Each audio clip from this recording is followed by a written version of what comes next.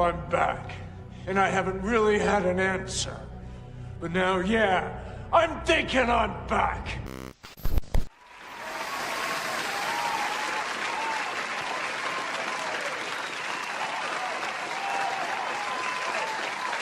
Let's go.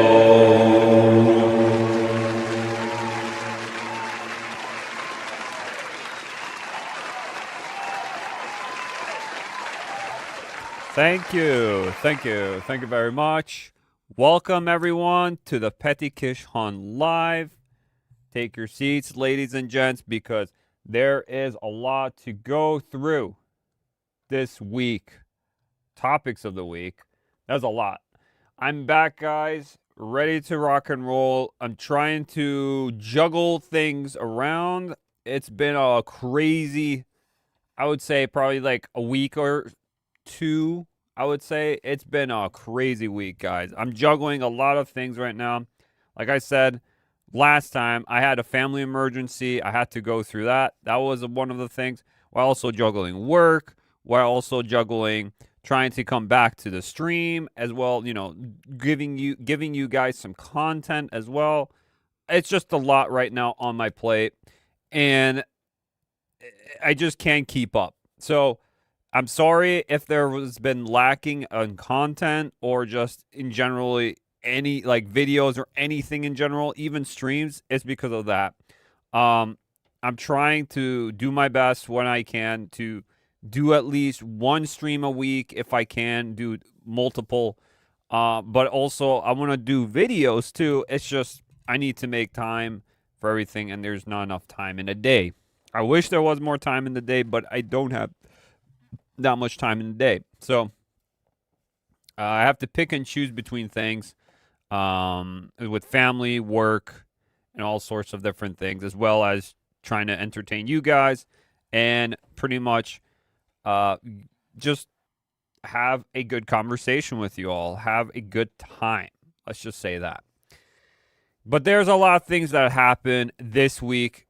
Generally, a lot of things here, guys. A lot of price drops, pre-orders, price drops, a lot of drama here and there. A lot, just bunch of shit came up. So, yeah. I won't be doing Indie Game of the Week because I wasn't ready. I didn't look into anything recently. But if you guys are interested, I don't have to tell you twice, but if you guys interested, definitely check out the Steam Summer Sale. It's now until July 9th. So check out what they have. They have a lot of games on here for sale, guys. Literally anything that is a game generally is on sale. So a bunch of shit is on sale, guys. Spend right now, because if you are looking for a game you are searching for, it's on a discount right now. I highly recommend checking out the Steam Summer Sale. There is also GOG Summer Sale. Epic Game Store is doing Summer Sale. Like, everyone's just doing Summer Sale. It could be also on Nintendo, PlayStation, Xbox. Everyone's doing the Summer Sale right now. But I'm just letting you guys know, spend something you like. Now is the time, because I know how hard it is right now, especially with a lot of these games going up in price, which is a bunch of bullshit again. But I think this is the best way if you are interested in getting a decent amount of games in your backlog and you want to get some games just to play, or you're looking for something and you've been searching for a while and you're like, damn, I want to play that, but I don't have right now the money or the cash to pay it up. Well, now you have it on discount. It's a big sale discount, so you can grab them right now, guys. The Steam Summer Sale, really good.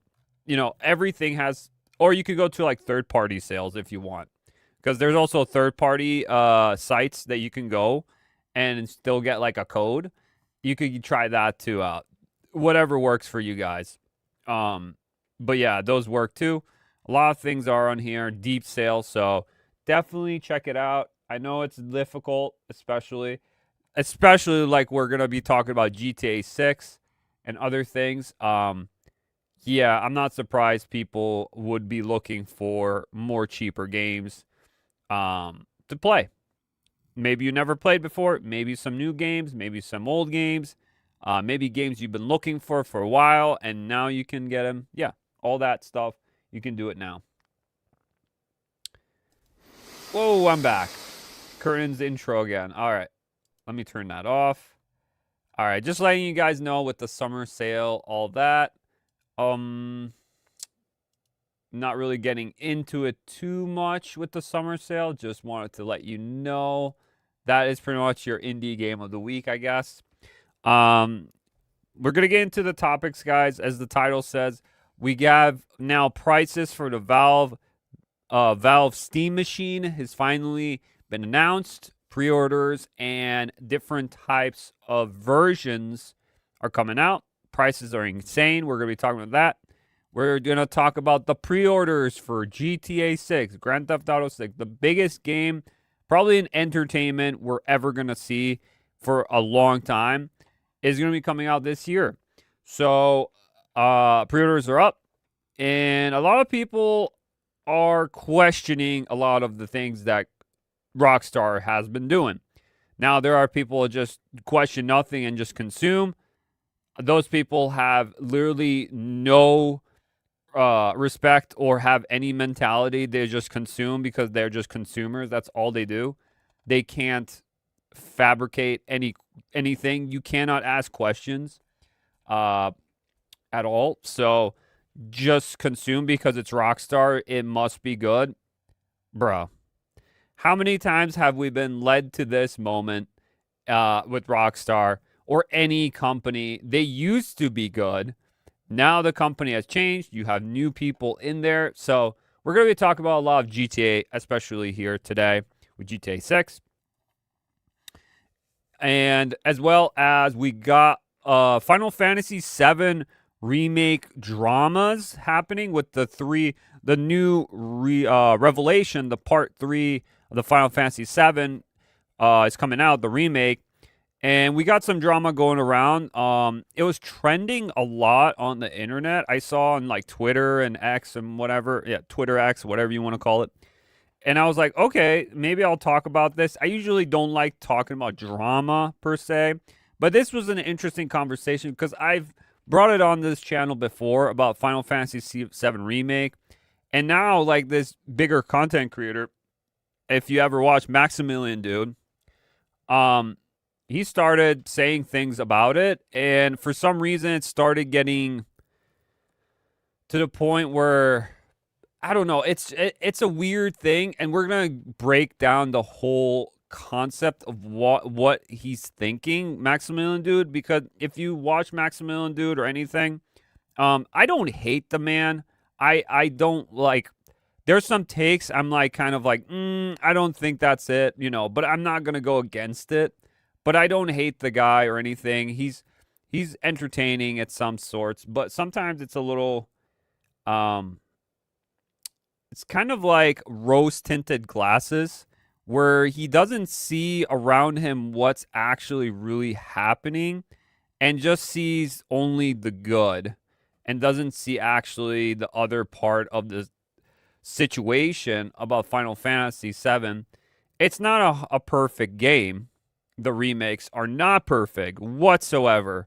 But he's like, there's no 50-50 in this situation. It's like, oh, it's 50-50 online. It's like, yeah, because there's a lot of people that were upset about what is going on with the Final Fantasy 7 remakes. And they still are upset.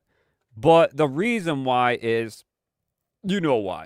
It's mostly because of the plot and things they've changed around that is not the faithful adaptation of the original source material. So they've changed things around, and that's what the problem is. When we were saying this for a while, it's not a remake, it's a reimagining. So that's the problem, and Max can't really say it. He's trying to, step over like eggshells. So he doesn't want, he sort of criticizes it, but not that much. We're going to be talking about it because it's very interesting. I don't really hate what he's talking about, but at the same time, I understand it. But at the same time, you need to understand the other situation here with that. But we're going to talk about that too with Maximillian Dood and the Final Fantasy drama going on. But yeah, that's what we're going to be talking about. We're going to have some small topics as well in between here. And yeah, a lot of things here to talk about today. Before we do anything, guys, I had to think about it for real quick. Before we do anything here, guys, you already know the drill. Like the stream. Subscribe if you're new here. I appreciate you guys very much if you do that. My channel has been staggered. I don't even know what it is. For a while now, it's not really moving. It's not really getting a lot of viewership at the moment. But I would love it if you guys could like and subscribe. And if you enjoy entertainment, pulp culture, gaming, movies, all sorts of things on here we talk about with a lot of like common sense, critical thinking. You already know the drill. We do all that on here, all that good stuff on here. And we question a lot of things that's going on in the industry, you know, in our entertainment and as well anywhere else. We question a lot of things on here about that. So appreciate if you could do that. Thank you very much. Just had to put that in there real quick. Let's get into the first topic, guys. The real quick topic here. Let's see if I could find it real quick. If I can even open it. All right. Yeah, here we go. Here we go, guys. All right. First topic, guys. This is by Game Radar. I just saw this. So the new Dead or Alive 6 revamped version just came out. And it's looking not so good with DLC, microtransactions. Of course, Dead or Alive is well known for this stuff. I know that personally. I've been playing Dead or Alive for a long time too. And I love Dead or Alive series. I love it.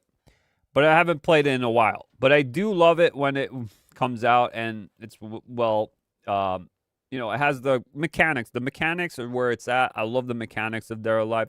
But also the model, the designs of characters. Everything about it was awesome. But this new one, they revamped it with like newer characters coming out for it. So it's like almost like a brand new. It's like a refresher. It's like that Virtual Fighter 5 Revo that came out. It's like an updated version. That's pretty much this for Dead or Alive. So the article says Dead or Alive 6 returns with 440 pieces of DLC worth 1,700 and immediately gets blasted with a 79% negative Steam reviews. Holy shit, that's insane. Holy shit. The last round is feeling more like the last straw. So again, this doesn't destroy the game. This is just all cosmetic. But since we're doing this last round thing, we're adding every DLC into it. It's kind of like they're just milking again. These companies do this all the time. And I hate it, especially recently with fighting games. They do this. They have to milk everything that they have. These live service, because the fighting games are now live service. They have to milk it so hard with constantly like cosmetics. New characters, I'm fine with paying for new characters. I don't mind that if it's, you know, in development. But if it's made already now and it comes out, that pisses me off because that should have been in the game. Now, this should have been in the game, but I don't know what this audience is that will milk this cow so hard with just DLC cosmetic skins. But let's read a little bit into this. It doesn't break the game. Again, mechanically, you could still play the game. It's fine. It has a lot of things in it. It's just why is this absurd? Like, it's not even a free-to-play game or anything, you know? I think it's like a $40 game, so it doesn't make no sense. Dead or Alive is staging a comeback for the 30th anniversary of the fighting series. I didn't even know it's 30th. Oh, shit. I'm still kind of concerned what they're going to do with Dead or Alive 7, but I am still excited at the same time. But judging by the response from players, the first stage that return is Dead on Arrival. Oh, shit. Is Dead on Arrival. Dead or Alive 6 last round just launched with 1,700 worth of DLC and very few of the features fighting game fans have come to expect from the genre. And it's taking an absolute doubling in the Steam reviews. Dead or Alive 6 originally launched in 2019, and the new last round version is built on the definitive edition of the game. It features a photo mode, new costumes, and as well as about it. There's new characters coming out. I've seen the trailer for it. So there is brand new characters, some more DLC in the works. It's otherwise identical to the original, right down to the lack of crossplay or rollback netcode. Absence. That was odd in 2019. Oh no! Why did they do it? So what the fuck is this? This is just a re-release with more content. That's literally it. There's no rollback netcode. There's no crossplay. What the fuck are they doing? That is absolutely... This is a scam. This is a game I would only get on a deep, deep sale. Straight up. I'm not getting this game. That sounds like ass. And then near forgettable for fighting fans here in 2026. What the fuck? It's just a re-release. There's nothing new to it. That's crazy. Last round will soon get new updates and DLC characters, offering a bit of new life to the original game. But even that's got credit to any annoying existing players. The previous version has been delisted, and there's no upgrade path for last round, which means that players who bought the old game will have to spend $40 for the play privilege of paying to access the next round of DLC. Holy shit. What, hey, yo, what the fuck? That would piss me off too. Get this thing off the screen. That would piss me off too. At least old DLC purchases transfer to the new game, but new players are going to have a major case of sticker shock when they see that last round is launching with 440 pieces of DLC, which according to is the any deal totals of 1,707.60. That total is a little unfair to Dead or Alive 6 since it included both standalone costumes and bundle sets, as well as character unlocks for the free-to-play version of the game. But it's still downright galling to see all these years old content being sold at its original price. In fact, the character unlocks have actually doubled in price. Characters that once cost $4 appears are now $8 each. Oh my goodness. That is upsetting. That's pretty bad. What is this guy? That's the bit joined. That's not. That's the writer for this article. Wow. Okay. So yeah, they're alive again. Scummy microtransactions up the ass again from these companies. I know if they've done this before, it was just disgusting. I think it started with. I think it was started with Dead or Alive 5 or 6. 6 was the one that was the most greedy of all of them.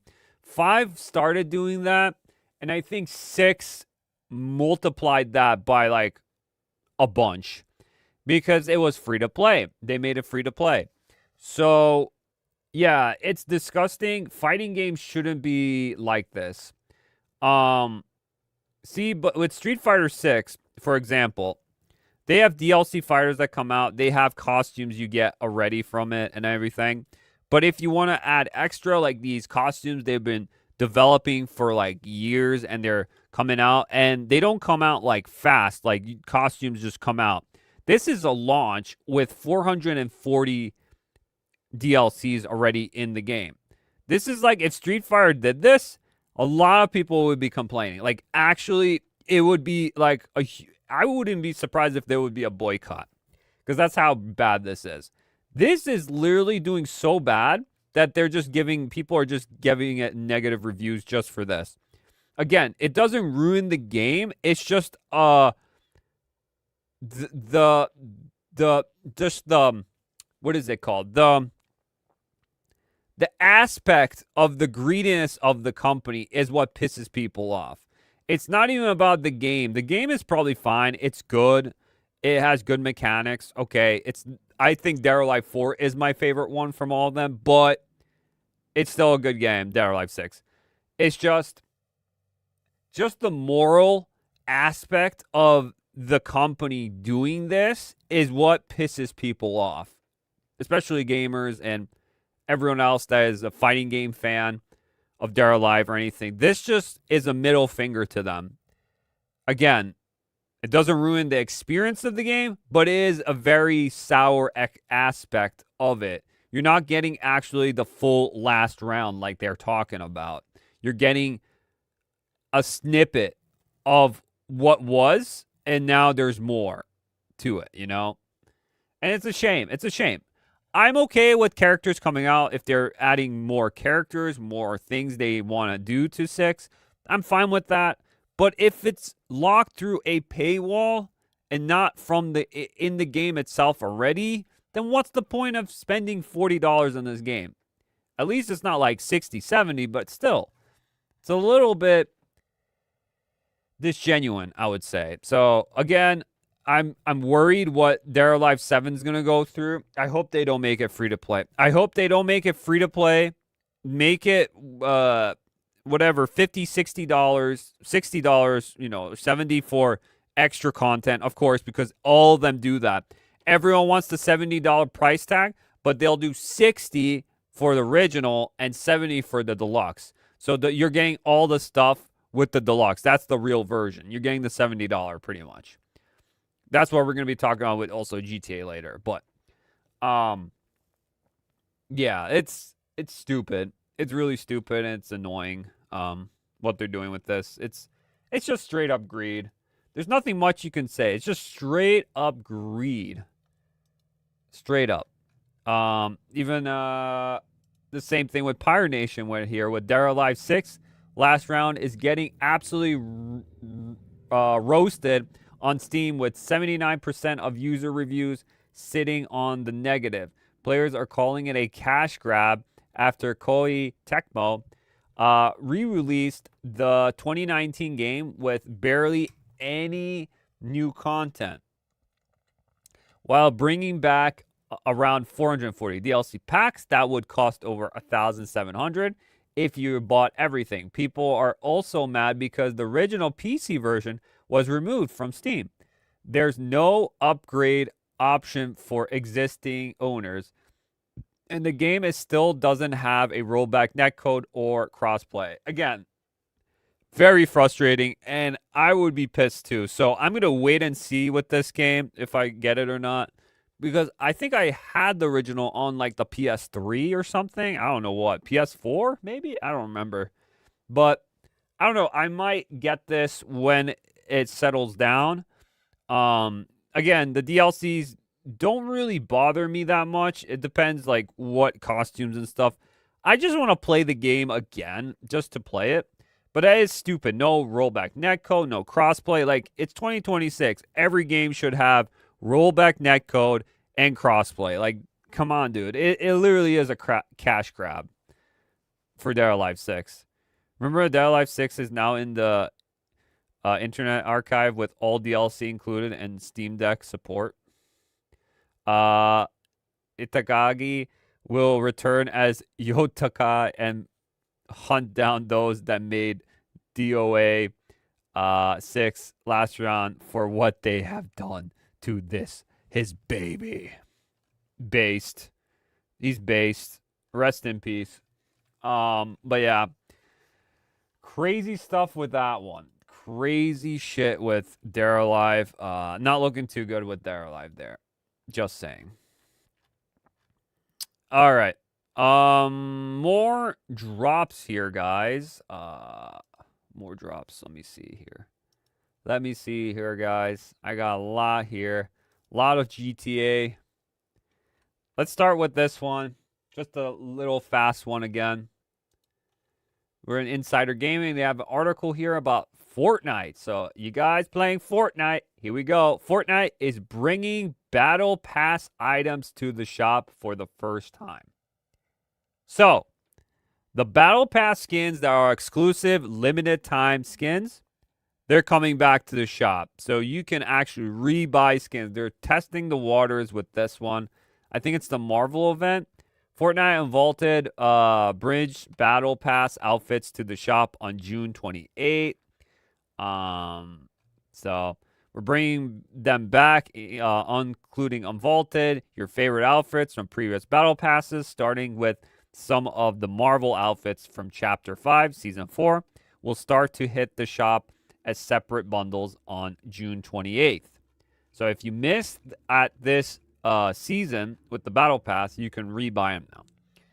So, again, all these skins that were exclusive and limited time, now they won't be, which is fine. I hate exclusivity of skins being only this limited time thing. I really don't like that, especially Battle Passes. I would like people to have older Battle Passes they never played before, or wanted but never could get in them.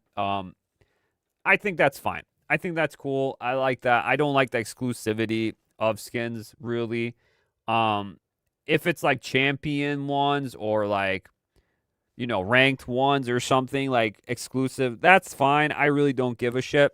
But if it's like third-party skins and not like Fortnite skins in general, like I don't know, Doctor Doom or Captain America, since they're doing Marvel stuff, whatever, like, yeah, you better bring those back, because that is like, that's pretty annoying. I know that one season they had like Predator. I did finish that Battle Pass, but that season was so ass. I only wanted the Battle Pass because the Battle Pass was actually pretty good. It was like a bounty hunter season.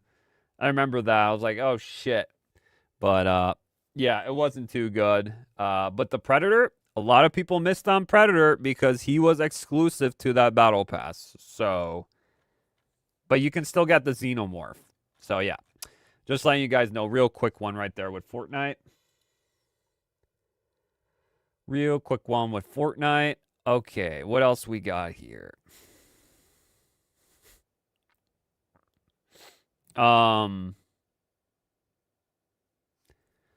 Okay, so a lot of GTA stuff. A lot. All right. We got more layoffs, guys, in the gaming industry again. More layoffs. Bungie has now confirmed a massive round of layoffs, with reports pointing to around 400 employees affected, roughly half of the studio's workforce. French journalist Steven Trin has right when he first reported that Bungie was planning to cut around 400 jobs. Yikes. No! But we saw this coming. They stopped updating, doing stuff for Destiny, and Marathon's not doing so hot. So I expected that there's going to be layoffs. Everyone saw this coming. It's not really, very surprised. I'm super surprised. I'm more surprised about the Xbox layoffs, actually, than like the Ninja Theory with Senua's Sacrifice. Like the new Senua, they showed it off, and then it's like, nope, the studio's closing. Or Double Fine closing. Or the other one with the Midnight Walk company. I forgot what they're called. But yeah, like 3 studios closed down at Xbox. So now PlayStation's just laying off. Xbox closed studios, layoffs all over the place. Not surprised at all. and everything's increasing in price, and everything's increasing in price, but people are just not needed. Like, these companies, they increase the price of everything that it's almost unrealistic what they can make back, and then they're just fucked. And then layoffs happen too when something just flops, especially Marathon. Because Marathon, a live service game in 2026, good luck.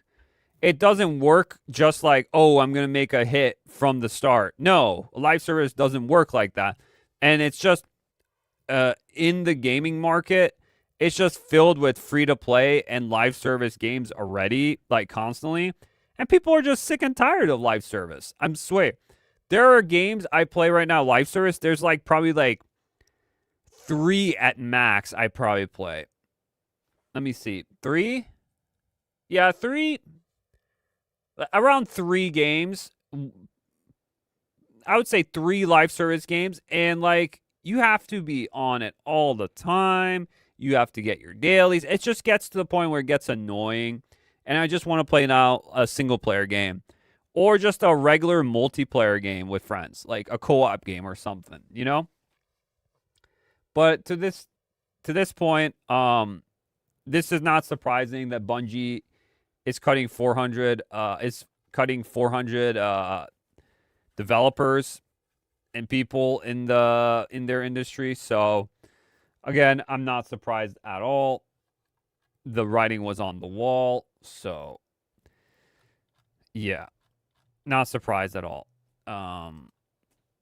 We got also this with Bungie boss Justin Truman is leaving the company after only 1 year in the job. He took over from Pete Persons last year. Since Sony bought the studio, it was faced several problems, including issues from Destiny 2 and a difficulty development of its upcoming game Marathon. So yeah, we got literally the boss leaving the studio. It's yeah, Bungie, I don't know what's going to happen with Bungie, but Bungie's not in a good place right now. If you ask me, not good. We got here Jason Schreier reports that Bungie's latest layoffs have affected most of the Destiny development team, some Marathon team members, and several Sony employees who worked with Bungie. Sony Interactive Entertainment CEO Herman Hulst confirmed the layoffs, saying, "We have made the decision to reduce Bungie's workforce, effectively a significant number of employees, including most of the Destiny team and some Marathon team members." Now, if they're actually doing their job and not bullshitting, I feel bad for those people. They're probably good, and hopefully they got hired by their merit and how good they are at their job. And if they got laid off, I feel bad for those people. Now, the people that don't deserve to be there and are just there just to be there and get paid all this money, because there's a lot of people like that at these jobs. There is. And yeah, and if they didn't get laid off, that kind of sucks. So this company will be cooked either way if that happens. So yeah, not looking too good again with Bungie. I can't really say anything because I don't feel anything for Bungie anymore. Bungie has been on a downfall for a while now. The last time I cared about Bungie was when they were making Halo, and that was a long-ass time ago. So I really don't care. I really don't care what Bungie does now, to be honest. But I don't know. It's bad, but I guess that's how it's going to roll. You know, Bungie is doing its thing with that. Yeah, so that's all I can say about that. Let's talk about a little bit of Xbox here, too, because Xbox, oh boy, they laid off, shut down 3 studios, and now this came up. Microsoft has announced new U.S. price for Xbox console effective August 1st, 2026. We get another price hike. Holy shit. Holy shit. Absolutely ridiculous, guys. So now the new price for Xbox Series S, the 512 gigabyte, is $500. Xbox Series S 1 terabyte is $600. Holy shit. Xbox Series X digital 1 terabyte, $750. Xbox Series X 1 terabyte, $800. The disk drive is so expensive, and just a terabyte, that they had to increase it to $800. Almost as much as an Xbox, oh no, PlayStation 5 Pro, I think. It's crazy. Microsoft also confirmed that the 2 terabyte Xbox Series X will be discontinued. Yeah, because no one's playing 2 terabyte games. The company says the price increase are due to rising storage and memory costs, which have more than doubled in recent years. It will introduce financial options to help make the consoles more affordable. Huh? Hey, yo, what the fuck? Again, the same thing. Everything's going up. So we are going to go up every couple of months this year. How many times have they upped the price for Xbox? I swear, it feels like every couple of months they're upping the price. Yo, just do what Steam Machine's gonna do. Really, straight up, just do that. The next console launch is coming with a mortgage advisor and a credit check. Bro. That sure is expensive. I'll just keep playing retro games since modern games suck. It's okay. Looks like they're charging us for the future, 1 pixel at a time. Guess I am be saving my quarters for 2027. Yeah, it's so bad. It's like, does anyone actually care anymore? About this? It's just it's just sad. Just sad. Gaming, they were right about that. In the future, gaming is going to get expensive, and they are doing that. They're destroying the industry. This is why I think it's a lot of people are like, oh, I hope not, but I feel like we need a crash. We need a gaming crash. We need to reset everything with the gaming industry, just gaming in general. And we need to just hold it back, think about it. You know, there's still going to be indie games coming out. There's still going to be AA games, but the AAA space, I wouldn't be upset if it they just stopped for around a couple of years. I'm so good with a bunch of games, my library, my backlog. I wouldn't care if there was a gaming crash, to be honest. I really don't. There's so much games people have and that don't beat each day that just let it be. Don't start any new games. Don't do anything. Just let it be and then start again kind of deal, Reset. It really needs some sort of reset or reboot or something because it's getting to the point where it's going to get a 1980s crash. But it's worse because games are just getting more expensive. The more expensive they get, the less they're going to get bought. And then closures happen because then people don't want to buy the game. People are asking questions. Is this game even worth my money anymore? Stuff like that. Again, I'm not telling you how you waste your money. You do what you like. I'm just pointing out the facts here that a lot of this is a bunch of bullshit, I think, and manipulation and greed. It's full on. It's just that.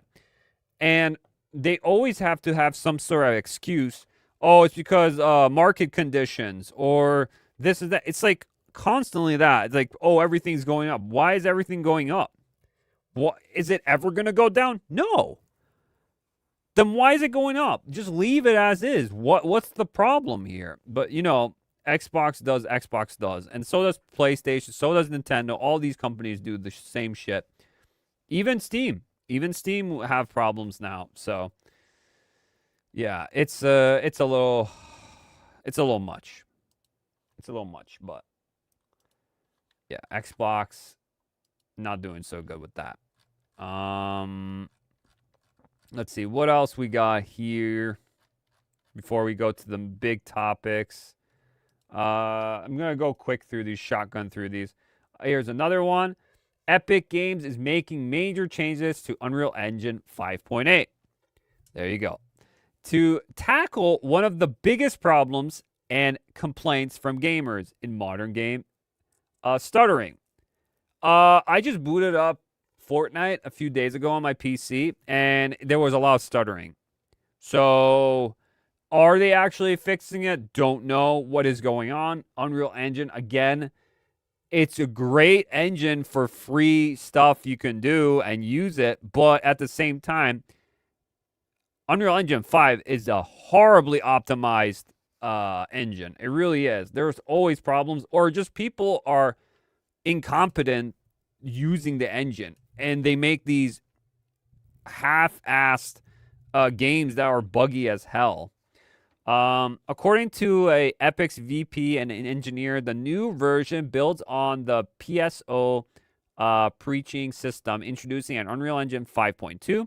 It reduces unnecessary shader work, improves shader deduplication, prepares more graphics data ahead of time, and introduces frame time spikes and micro stutters. I don't know if that's going to help. It's just going to show it to you, but is it going to actually help? These improvements mainly target shader complaints, stutter, a problem that has affected many Unreal Engine games, especially on PC. Epic said stuttering can also stem from game-specific optimizations, so developers will still need to do their part. M Studios will need to update to Unreal Engine 5.8 or important to improvement themselves. Yeah, because right now, Unreal Engine, some of the games I played are completely shite. I don't know what's wrong with the PC ports of them. They're not doing so good. So I hope this is actually getting fixed. That's because Epic is pushing at AI in Unreal, and he knows people will review bomb the slop instead of engine and make Epic look bad for investors. Probably. But yeah, there you go. Unreal Engine 5.8 is happening before we get 6, because they already showed off 6, and I'm like, bro, first fix Unreal Engine 5, because there's still fucking problems in this engine. It sucks ass every time I see it. There's always problems. Maybe there are people that know how to use it. And if they do, congratulations, I approve. You did a wonderful job. Now you need to teach the rest of the industry how to use this engine, because no one knows how to use it for some reason, because it's always badly ported or optimized for PC. So, there you go. There you go with that. All right, continuing here. What else we got? We got some Resident Evil news, guys. I saw this already a while back, but I want to bring it up.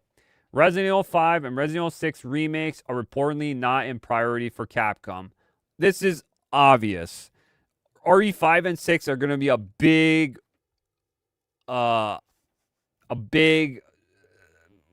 game to adapt. And it's not really important. I don't know why people are like, RE5's coming out. No, it's not. RE5 is way, way farther ahead than you guys think. There's so much other games they're going to be remaking before RE5 or 6. It's not because, it's racist because Africa and Chris and Sheva. It's like, no. It's not because of that. Well, that could be also the reason too.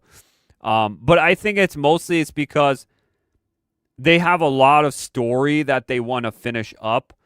I think with everything that leads up to 5 is all Umbrella stuff. So it's almost like the end of Umbrella is at 5. So I think that's what they're doing. They're trying to wrap up everything with Umbrella. And that's why they're doing the Code Veronica. And, there's rumors of 0, Resident Evil 1 again, remake of a remake, but it's more like a reimagining.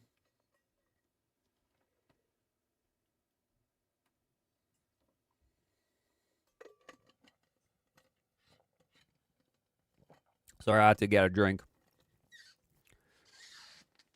A remake of a remake, pretty much, and all that. New reports claim that Capcom is not currently focused on remakes of Resident Evil 5 and 6. Instead, the company is prioritizing other Resident Evil projects, which is fine. This doesn't mean the remakes won't happen. Resident Evil 5 is one of the best-selling games in the series, so fans believe it will get a remake eventually. Yes, eventually, but not yet. Please don't. But it is not part of Capcom's plans right now. If you're not into Resident Evil, like, lore and all the stuff, 5 wouldn't be the best option. I know some people are like, I want 5 right now. Like, 5 needs to come out and stuff. 5 is still a playable game. You can still have fun. It's one of the best co-op games, I think, personally. It's experiences I've ever played. 6, again, will be a bigger task. I think 6 will be insane how big it's going to be. But 5, yeah, we can wait on 5. That feels like a remake of 5 feels like an ending of the Umbrella Saga, kind of deal. I know Requiem did that, but 5 felt like a real ending to all of the OG Resident Evils. Because the remakes, like we've seen Capcom talk about, the remakes are like the new, which is a shame. I'm really pissed that they did this.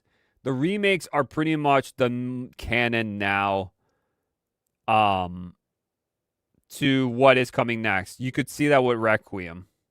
Like a lot of things canon.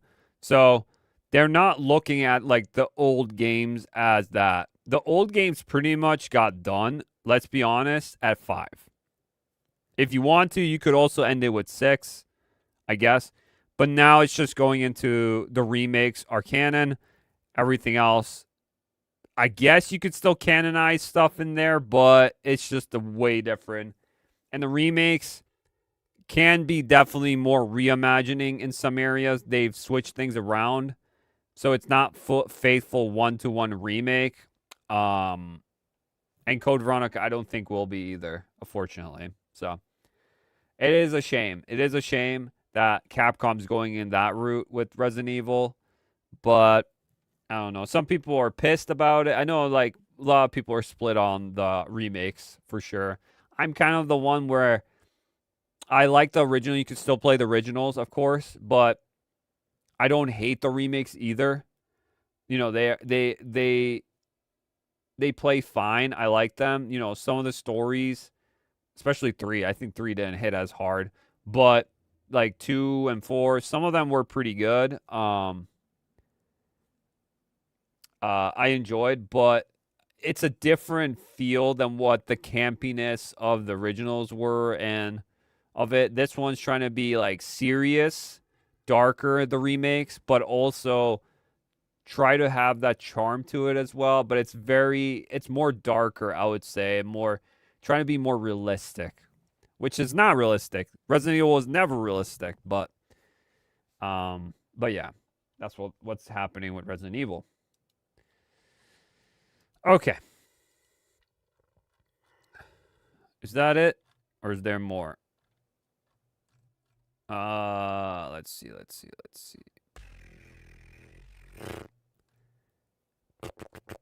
More Capcom stuff here.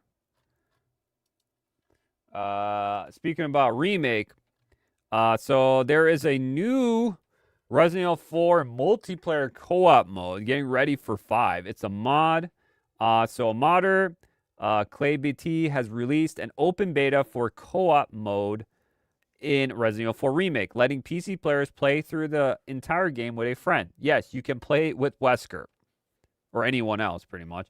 The mod features full 2-player campaign support, shared story progression between both players, synthesized, synergized enemy spawns and combat encounters, synced doors, switches alarms, and other interactive objects, host and join online multiplayer functionality, support for alternative character models, and cooperative exploration and combat through the game. The mod is still in beta, so there are some known issues, including performance drops, animation stutters, shared inventory pauses, and occasionally bugs during certain encounters. Either way, very cool mod, and this sounds like a really fun time. Just saying. This is pretty much getting ready for Resident Evil 5. But yeah, what a cool mod. Check that mod out. Again, it looks awesome. If you want to check it out yourselves and play it with your friends, sounds like a fun time. I wouldn't mind checking this out if it's playable. I don't know, but yeah, pretty cool. Pretty fast and cool little Resident Evil modding community. Still doing crazy stuff there with the modding. Let's see. Oh,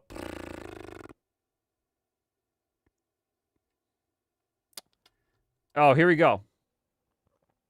Remember Capcom employee said, from now on, we're going to do PC ports first and consoles last. Well, now it seems like we know why, because the PC is where it's at for Capcom games. Steam has become Capcom's biggest source of revenue. What a shocker. And all these console people that always come out, these, I guess, console fanboys, I guess. I don't know what you want to call them. Console bros say consoles are not dead. Computers are never on that road of whatever consoles are. I'm like, yo, PC has risen way harder. A bunch of my friends are on PC. I don't have that much friends anymore that play on consoles, straight up. And I know other people I've played before, they're like sad that all their friends are moving to PC. Because that's what's happening. Everyone's on PC. A console is kind of like dying out. The reason why it's that is because PC is open source. In a console, you're closed down environment. You're closed. You have one shop to buy things on. You have one place to do everything on. With PC, you have so much in front of you, so much to do, so much you can open source, do anything, and multitask and stream and all this stuff you can do with a PC. That why would you ever go back to console? I'm just saying. So even Capcom knows that their biggest platform at the moment is PC. And this is why they said, oh, we got to focus on PC first now. They fucked up with Monster Hunter Wilds and Dragon's Dogma 2, and they're trying to fix that now because they understand now that PC is their bread and butter. According to the company's latest financial report, revenue from Steam increased by 61.1% over the past year and made up 31.1% of Capcom's total revenue. Steam has generated more revenue for Capcom than PlayStation, whose share fell below 10% of the total revenue. The company has previously said it wants PC to become its main platform and aims for PC sales to account for around 80% of its game sales on in the future. Yeah, the Steam sale that's on right now, you can get all the Devil May Cry games for like $5. I swear. All of the Devil May Cry games, there's like 5 or 6 of them. There's a bunch. So, yes, the sales do help. The sales help very much, and they do it frequently. You have Square Enix here. They're like, oh, we can't sell Final Fantasy games. We can't sell this and that because your prices are so high. Now you have a sale because you have to. Everyone's doing a sale, summer sale. But you should be doing the same that Capcom is. And I think Square has been noticing that too, Square Enix, that they have to bring their prices down for their games because they're going to be losing money. They're losing money because people are not buying their games. They're buying their merch. The merch is selling like crazy, but they're not buying their games. and they're a gaming company. So what are we doing here? Like, bring the price of your games down. That's all that people are saying, you know? So I'm not surprised by this at all with Capcom doing that. You know? Let's see. We still have more here. Shit. Cool little fact here, guys, that I just saw. This is Conan the Barbarian official.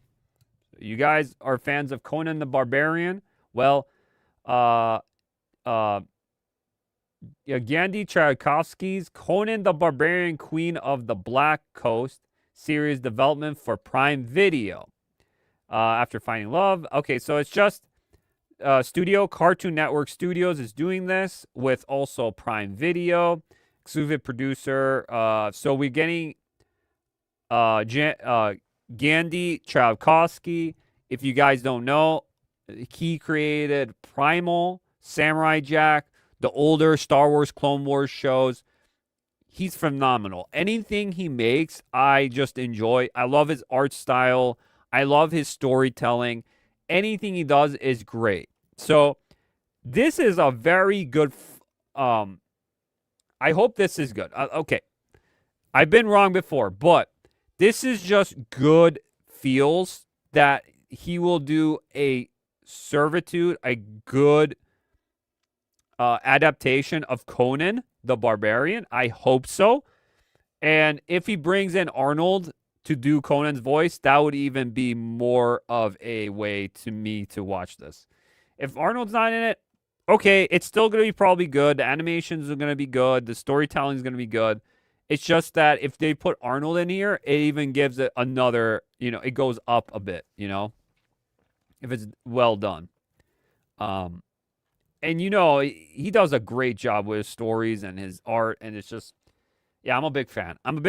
And him giving the task of doing a Conan-style cartoon animation is pretty awesome. I hope this turns out good, but we will have to wait and see. Hopefully it's not changed for a modern audience. I really don't want that. Just be what Conan is and do it in that time period. We don't need to modernize everything. Just do it in that time period. Make it brutal like that. I could see it being great because Primal is pretty brutal too. And I love Samurai Jack as well. Clone Wars was awesome. Star Wars Clone Wars series, that was awesome.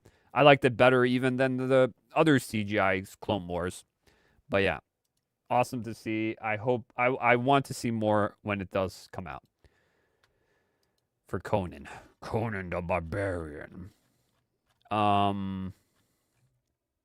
Okay, what we got here? Okay, we got other topics here I haven't went through here. Okay. Here we go. Here's some movie news since we're talking about so much game shit. Real quick movie stuff. So I'm on Geeks and Gamers, and they have this article here. Rumor, Zendaya in talks to replace Matt Damon in Jason Bourne franchise reboot. Hey, yo, what the fuck? Holy shit. Why? Oh my gosh. Why? Why is this even a rumor? This should not be a rumor, leak, anything. It should be not even a thing. We have to put Zendaya in everything, don't we? Literally, the meme is Zendaya is now Santa Claus. Zendaya is now whatever this is. Zendaya is the new Jason Statham. Zendaya is the new, I don't know, whatever. It's so memey now. What the fuck? Why? What would she be connected with Matt Damon's Jason Bourne? What the No. Let's not do that. Hey, I don't even want to read this article. This is retarded. Absolutely retarded. I don't even want to read this. Why would Zendaya play Jason Bourne? What would it be called? Jessica Bourne? What would be her name? Not Jason. Jessica? Jessica Bourne? Matt Damon had a side what the is his kid? I don't.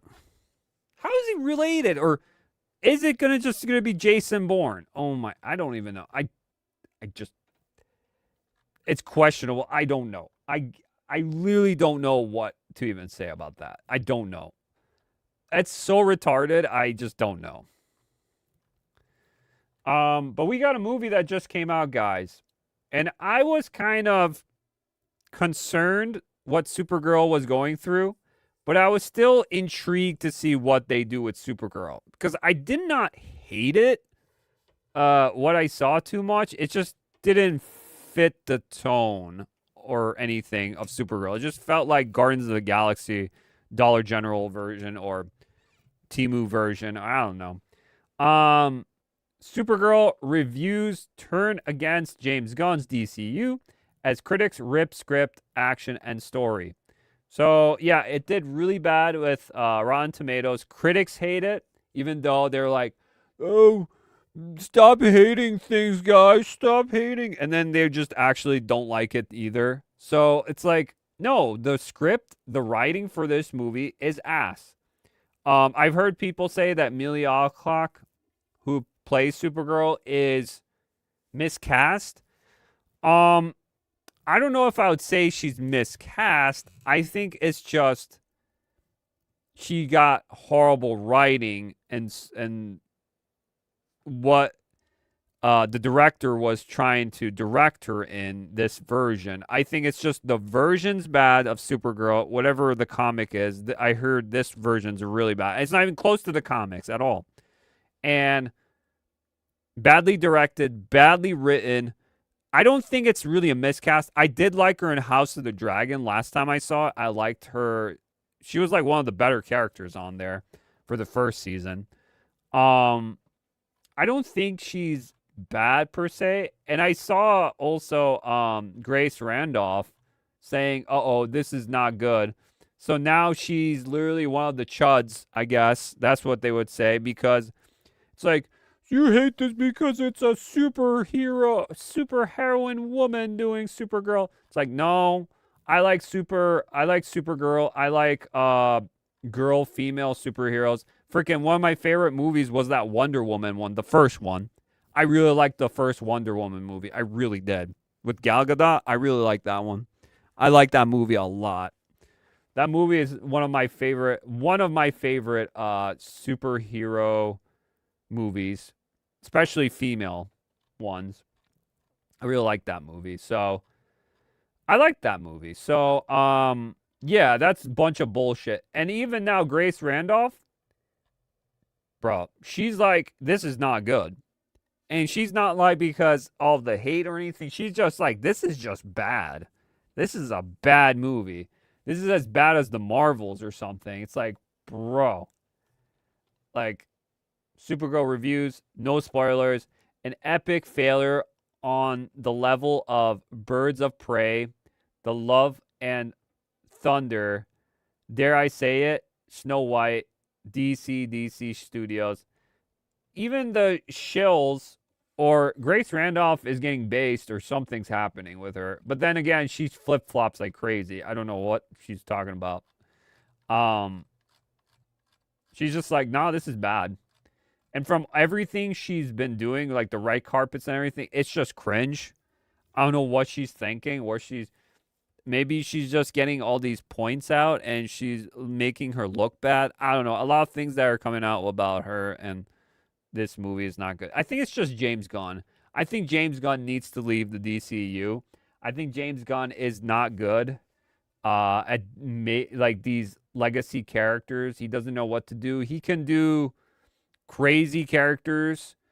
Even Peacemaker didn't do so good. He was, I think the Suicide Squad was fine, but it wasn't that good.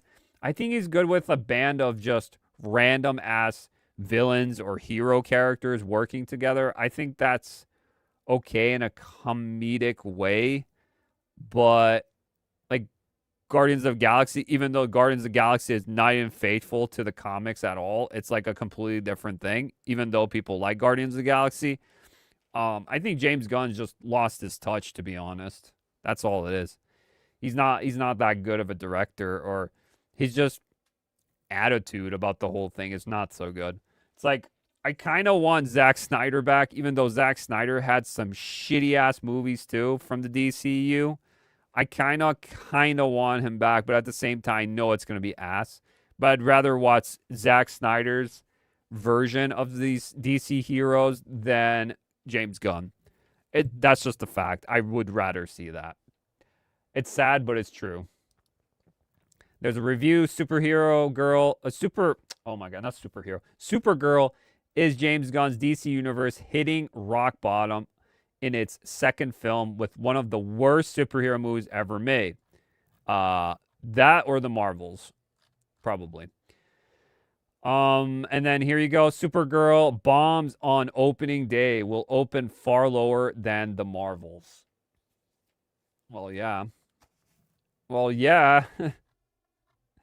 People are just sick and tired. Like, Marvel's doing not so hot either, but DC is doing worse, I think, right now for live action superheroes.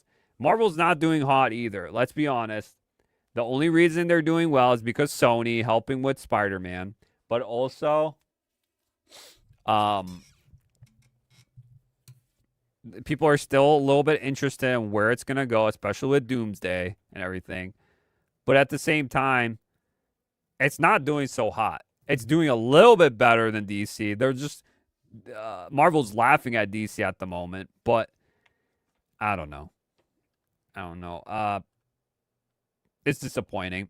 As like a DC fan, even when I was younger, I liked DC more than Marvel, but I like Marvel too. I just like DC more. I thought it was a little bit more edgy, more darker than Marvel, but Marvel was too. It's just I just like DC a little bit more. I don't know why.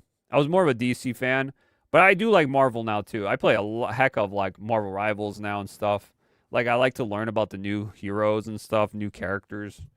I like Marvel too though.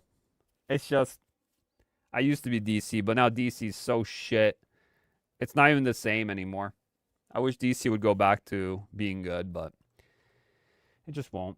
So, yeah, that's Supergirl for you. Not doing so hot. I wasn't surprised. I wanted it to be good, guys. I really did. I really wanted Supergirl to be good, but it's just not it. It's not it. I think we should go into the main topics now, guys. Enough talk. Let's talk. Enough talk. Let's talk. So we're going to segue right into the Steam machine, I would say. All right. Here we go, guys. Main topic.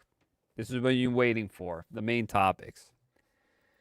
All right. So Valve Steam machine price revealed, guys. $1,049 and $1,428.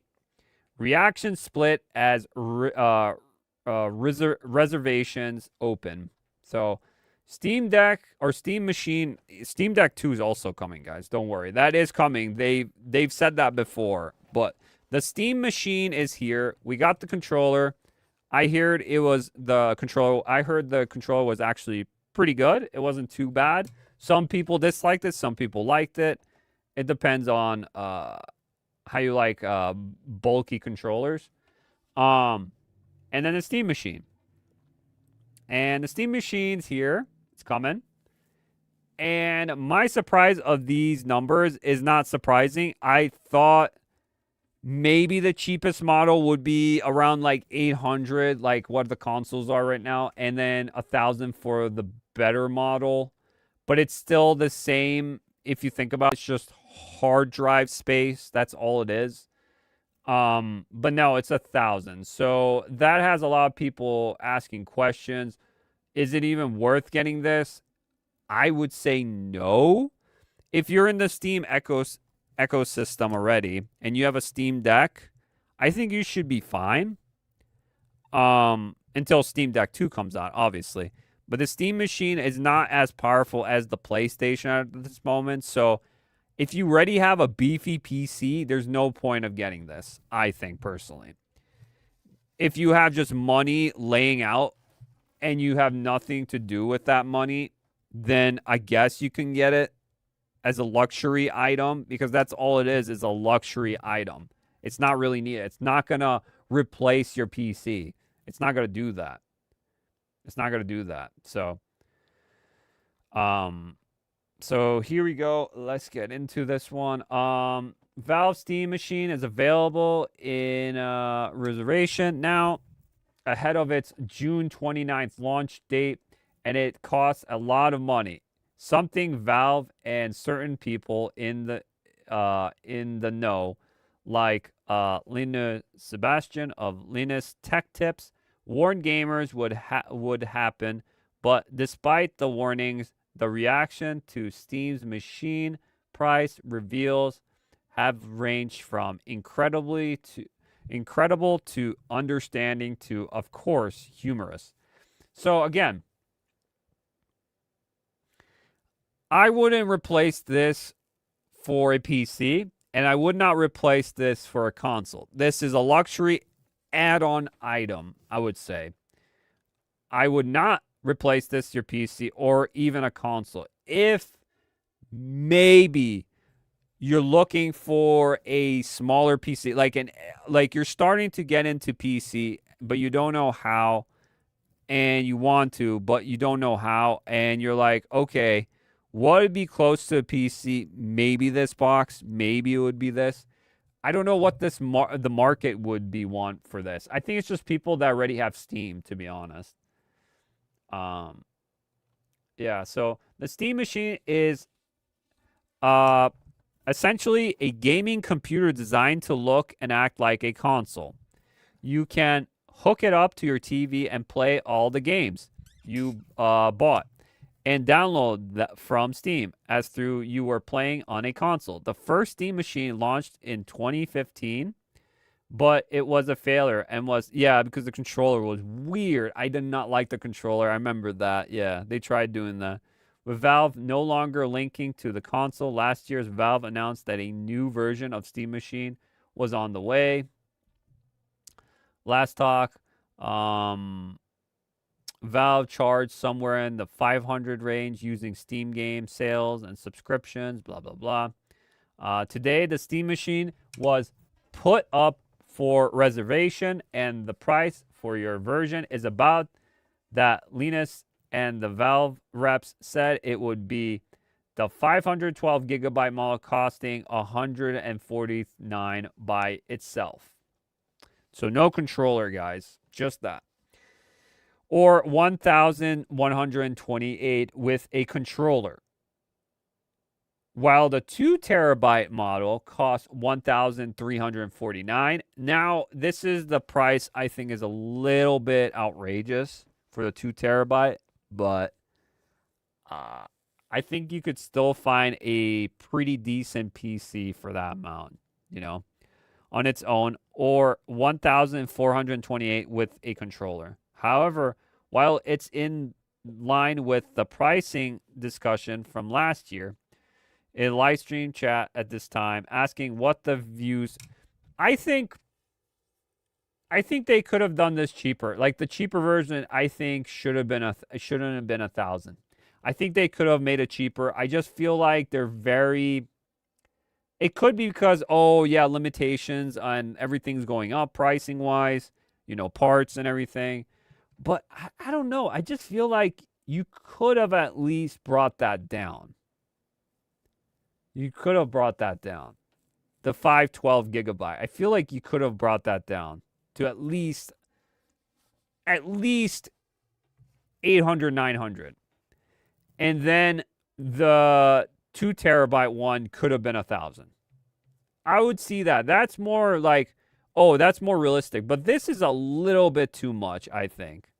Because I think you could still get not a good PC for 1,000, a decent one, but a little bit more like the 2 terabyte now. You can actually get a pretty good PC for the 2 terabyte. With the 1,400, you could actually get a good PC with that. In the 1,200, 300 range, you can get a pretty good PC build, I would say.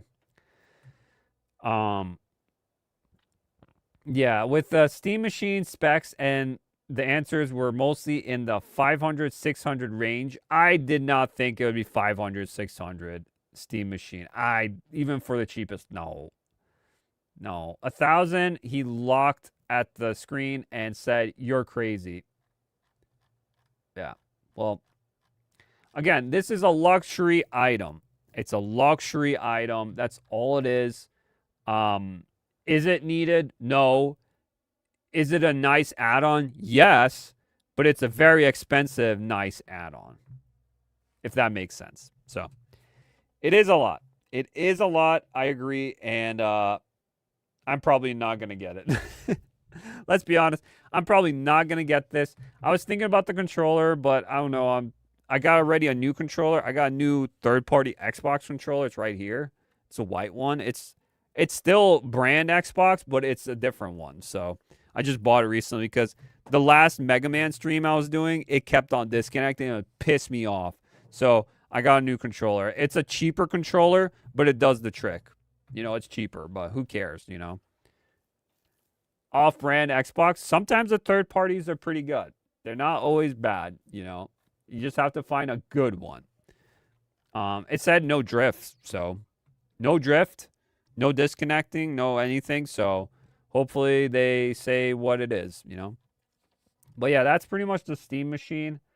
Not really much I can add on that, to be honest. It's just like, again, these console plebs out here are talking about like, oh, the Steam Machine is this and this and this. It's like, it's still better than consoles, even though I know consoles are powerful, but your like your system itself is closed.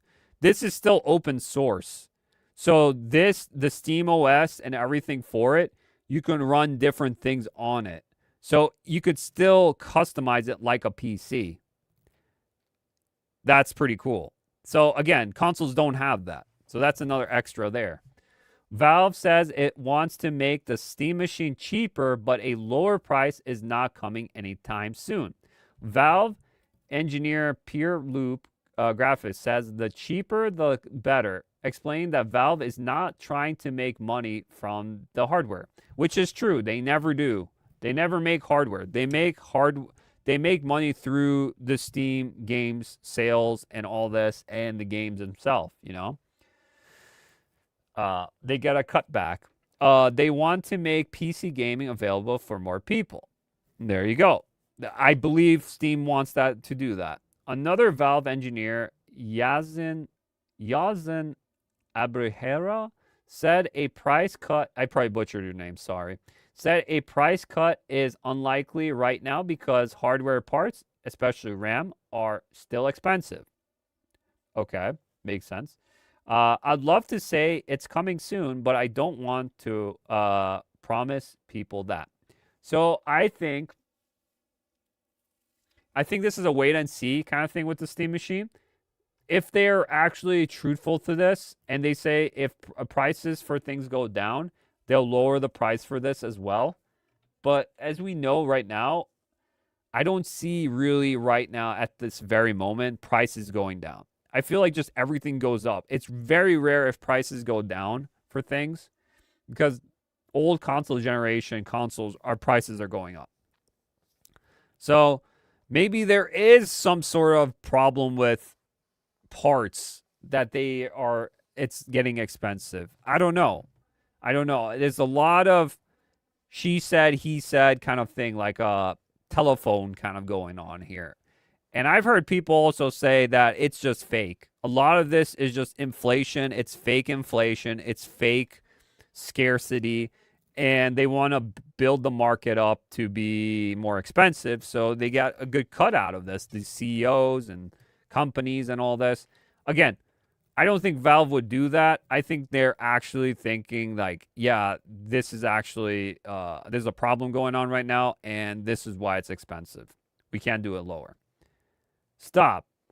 That why it makes it a begin with. Yeah, well, sucks. Sucks with Steam Machine, but yeah. But even if you guys are waiting for a new Steam Deck, well, the new Steam Deck you have to wait a little longer. Valve has confirmed that the Steam Deck 2 is in development, but it is not ready yet. Right now, they're focused on Steam Machine, obviously. Valve engineer Pierre-Luc Griffiths said, we're working towards our next gen for sure, and added, we'll definitely be talking about that in coming years. Valve wants Steam Deck 2 to be major upgrade, with much better performance, battery life, rather than a small improvement. The company is waiting for hardware that can deliver a true next-generation experience. The original Steam Deck launched in 2022. Yeah, because now the original Steam Deck, like the newer games, it's a little chuggy now. It's getting to a point where it can't run it. So now the newer games need to be running on a newer Steam Deck because it's having problems now. So, yeah, makes sense. Makes sense that they will be doing that in the future. And that's pretty much it with Valve with the Steam Deck. I don't think there's anything more. Yeah, I don't think there's anything more. That was pretty much it, guys, for that. Yeah. Okay. Let's get into GTA 5 or GTA 6.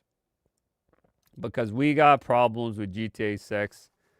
And a lot of people are upset with GTA 6, but also don't even care.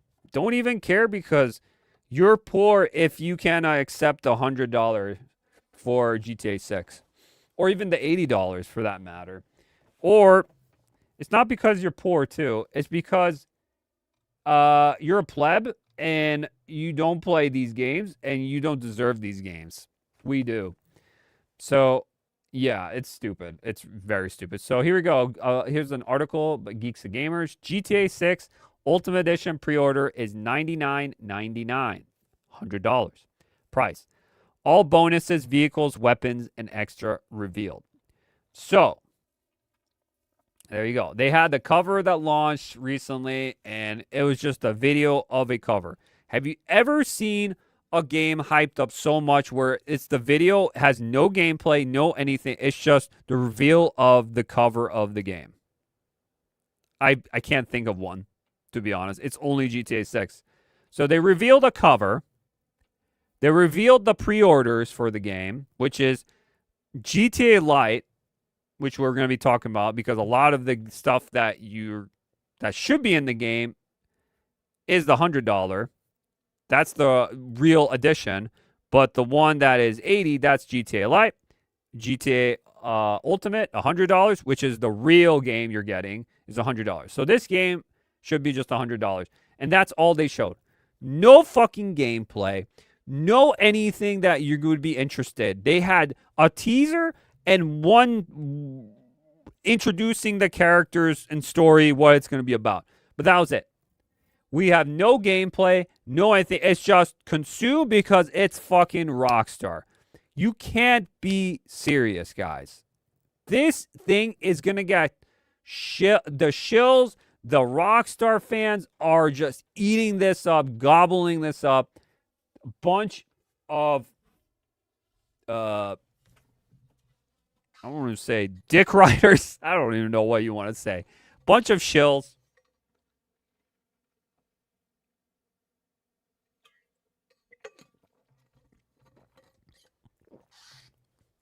I've been waiting 10, 13 years for this moment. Bro, you weren't even live. Some of you are so young. Your first game was GTA 5. So you should just sit down and shut the fuck up. Let's be honest. Shut up. You don't know anything about GTA.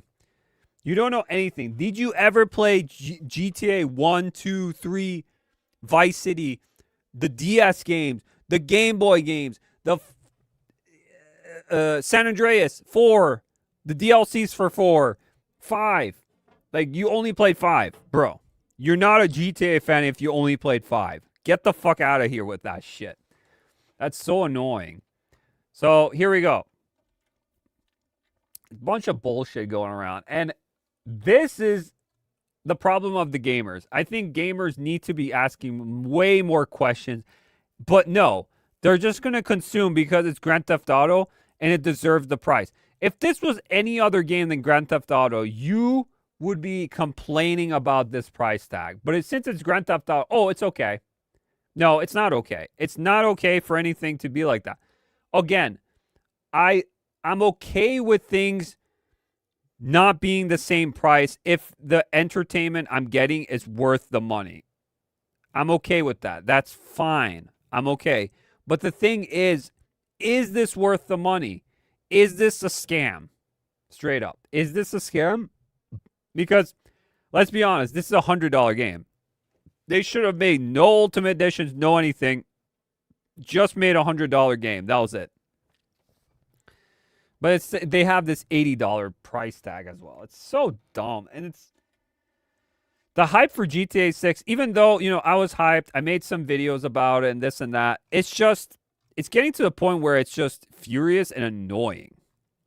And I just want this fucking game to come out already and everyone to shut the fuck up about GTA 6 because I want to play actually other games than GTA 6. I'm so done about this GTA 6 thing that I just want it to end. I just come out, have your glory, add whatever you want to do, add all your transactions, transitions, microtransactions, add your fucking, I wouldn't be surprised if they online is going to be monthly pay. Just add all that shit. Do that. I swear to you, all these people that are crying are not crying about this or just like accepting everything. I hope you guys will actually learn your lesson, but they won't. These won't. They just consume this shit because it's Rockstar. None of the people that worked at Rockstar are there anymore that made the other Rockstar games. I'm just letting you guys know right now. So this is pretty much a brand new crew that made this. Pre-order for Grand Theft Auto 6 began tomorrow, and Rockstar just unveiled a new option for those receiving their copies of GTA 6 early. An Ultimate Edition of the game that comes with more items, more locations, more weapons, more cars, and some pre-order bonuses if you reserve the game before November 19 release. Rockstar website explains that these bonuses are threaded across all aspects of Jason and Lucia's story, and that each of the game's chapters has new items to collect. The GTA 6 Ultimate Edition will cost $99.99. Below is a list of the extra content comes. Vehicles. So you get extra exclusive vehicles, which should be in the game. The GTA 6, and this is not online. This is fucking single player story mode. They're doing a paywall over a story mode. It's so frustrating. It's so annoying. I don't like when other companies, I hate it also with Resident Evil. Requiem came out recently. I had to get the deluxe.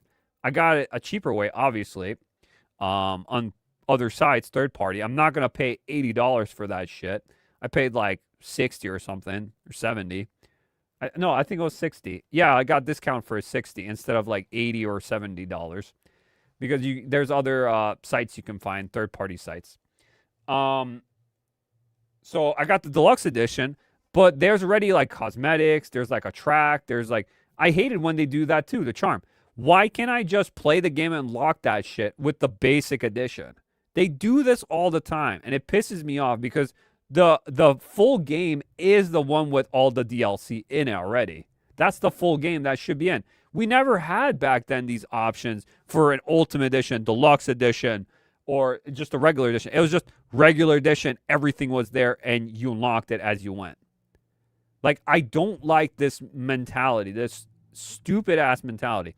And I wouldn't be surprised because I don't know if this article is going to bring it up, but if you're getting the physical edition of GTA 6, you're not going to be, you're getting the cover and a code, no CD. You're not getting a physical of the game as well. I don't know if you'll be getting a manual or even a map or a poster that they usually do Rockstar. I wouldn't be surprised if they do none of that. It's just a cover and a code just to have it.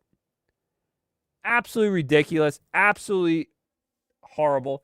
And the other people were saying, well, we're going to go through this too, that no, in December they're going to have one because of the leakers getting the code early, the reviewers, so everyone plays it on the same day it comes out, so no leaks come out about the game and all this, blah, blah, blah. And the CD will come out later, so people are waiting. And now it came out, then no, there's still no discs. So it's all digital. That's insane. This is why I'm not going to be... I'm interested in this game. I'm intrigued, but I will be watching in the sidelines because I'm not getting a console for this game. Fuck that. I'm not getting that. I'm going to wait for the PC port. You know the PC port will be coming in 6 months or in a couple of months, maybe even sooner, because they're like, consoles are going to run out for Xbox Series X and S and PlayStation 5s. No, it's not. I just saw recently the consoles have decreased. No one's buying the consoles. It's very low, limited amount. So if they want to actually make billions of dollars, which they probably will make millions just on console, I think they're going to have to make the PC port really quick because this is billions and billions of dollars. You know, it's crazy, or even trillions. I wouldn't be surprised. This game is expensive. They need the PC port to be coming out as fast as possible. If they're in this money mindset, they're going to have to do that. There's no waiting for a year for this game because it could dwindle. This game could be received really well or could be received very poorly. There's no middle ground, I think, in this one. Could be. There could be, because I have a middle ground with 5. I did not like the story. Some of the characters I didn't like either. They were just fine. But it was like the gameplay was fine too. In some areas was really good and very good. But it's just like a lot of the things in that game I did not like in GTA 5. Even though, of course, I bought it 3 times. PS3, PS4, and on PC. Because people want to play online with me and then never play it. And I was like, why did I buy this game? So they got me 3 times already with that game. I'm not doing that again. I'm just going to get the PC port and that's it. You know? And I'm going to wait. I'm going to wait for this because it's going to be a shit show when it comes out. GTA 6 Ultimate Edition will give you access to some exclusive vehicles. Your rampage through Leon... How do you say that? Leoniada? Leoniada? So that's like Florida. Leonida. Leonida. Leonada? Leonida? Leonida. Leonida. Leonida. This first is the 95 Croft Cheetah, a sports car designed to look like a Ferrari, which Rockstar says it's meant to persuade into stage action.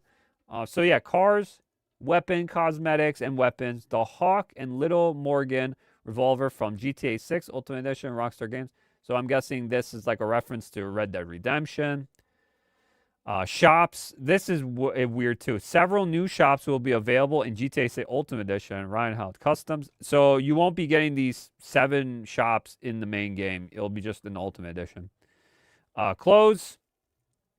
Just more cosmetics. Exclusive special commission. So new missions. This side mission is called the Classic Car Collection. Comes from Wayman and collector, local fixer, blah, blah, blah. Pre-order bonuses. You get a vintage Vice City pack from GTA 6. I don't mind. It's cool, but a lot of people wouldn't wear this in today's era. But I think it's cool for retro aspect, I guess. So yeah. 99, only $20 more than $79.99, $80 standard edition, and it gives you quite a bit value for extra money. Yeah, it's not looking too good. Let's just say this: people are a little frustrated, but then there are people who just eat this shit up with no question about it, and it's pretty sad. It's pretty sad. Here you go. Retailers refuse to sell GTA 6 over no physical disc release. The battle of some physical media champions of owning that will buy surprising alley. So pretty much, welcome to the PC market, guys. Welcome, console plebs, to the PC market, where everything literally is digital. with DRM. There you go. You got it. You're welcome to that. And it sucks. It sucks. I wish we could still get PC CD keys, or not keys, but CDs, and you play them. But now the future is all digital, pretty much. And it's kind of worrisome because for my Nintendo Switch, I still like to collect the physical copies of stuff. Now for PC, I just download and play, pretty much. It's all digital. You could do it with GOG, but GOG doesn't have everything I want or have on my Steam. GOG is limited to some things, but GOG has DRM free, so you can just play it on your CD, download the file, and play it. So that is a very good thing, but at the same time, I wish Steam would do that too, because I would just, rip CDs and keep them for myself for later down the line or whatever, or even like, I know people, because it would be like a pirating issue. I know that probably if that would happen, but at the same time, CDs cost a lot of money too, and just ripping it and putting on it, it's like for yourself for the future, it could be nice for that instance. You have 2 files, one in your PC and one on your CD. And if you have friends that want to play it, most computers don't have CD drives no more. You would just use that. Pre-order launch this week. Code Binteri. I'll put open. Let me see how we're doing. We're doing hour 41, it seems. Okay.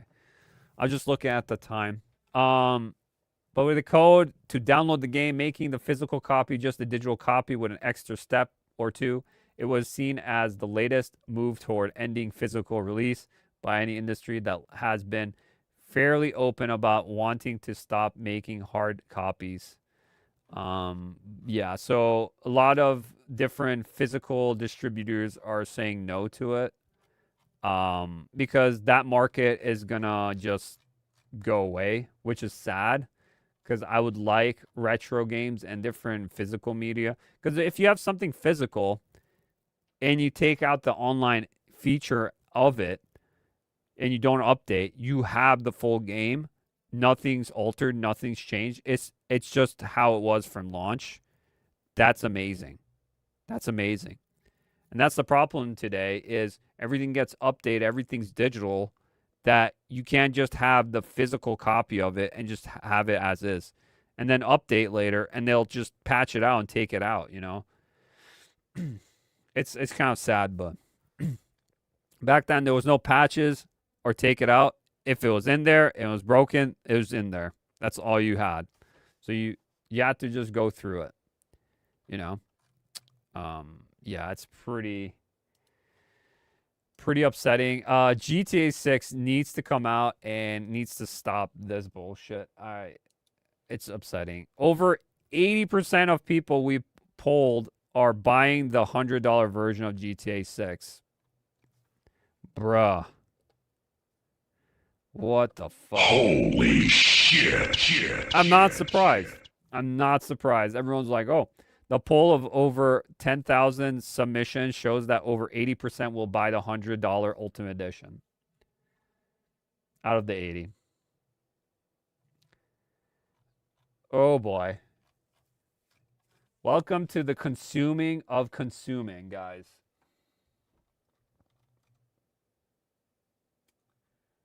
I don't have the meme. I thought I had the meme. Where the guy's like, don't ask questions. Just consume product. And get excited for next product. That's pretty much this. This is that clip. Okay. I'm not going to tell you what you do with your money. I said this before. But this is going to be... I think about this as a long run.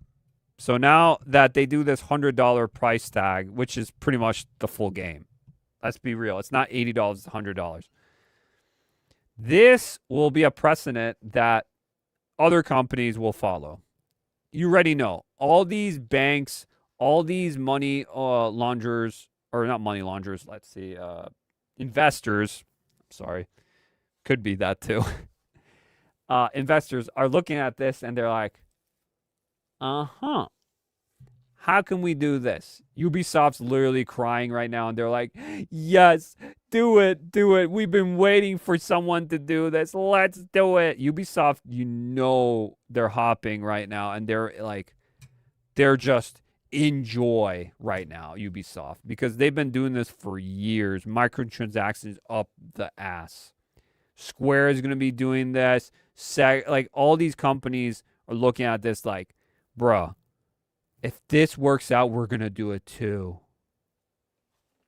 Bro. This is how you crash the game industry, just with this. GTA, you do this, which they are, and you do it even harder with online and services. You just crashed the whole industry. I hope, and I don't know if it's going to happen, I can already see it. If GTA 6 becomes this money shill, money grab thing, and people pay for it, and then they're like, wait, something's wrong here. We're getting scammed by GTA. I would love it if this is the game that the industry is pushing right now for being the greatest thing ever, being the worst thing ever for the industry. And this crashes the whole game industry.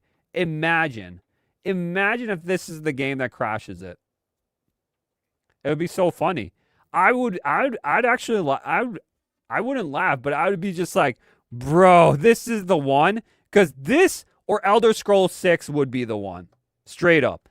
It'd be this or Elder Scrolls 6 that would crash the game industry. Just the how I say crash the game industry, more like AAA games would be get cooked. They would get cooked, the AAA. It would be GTA 6, straight up.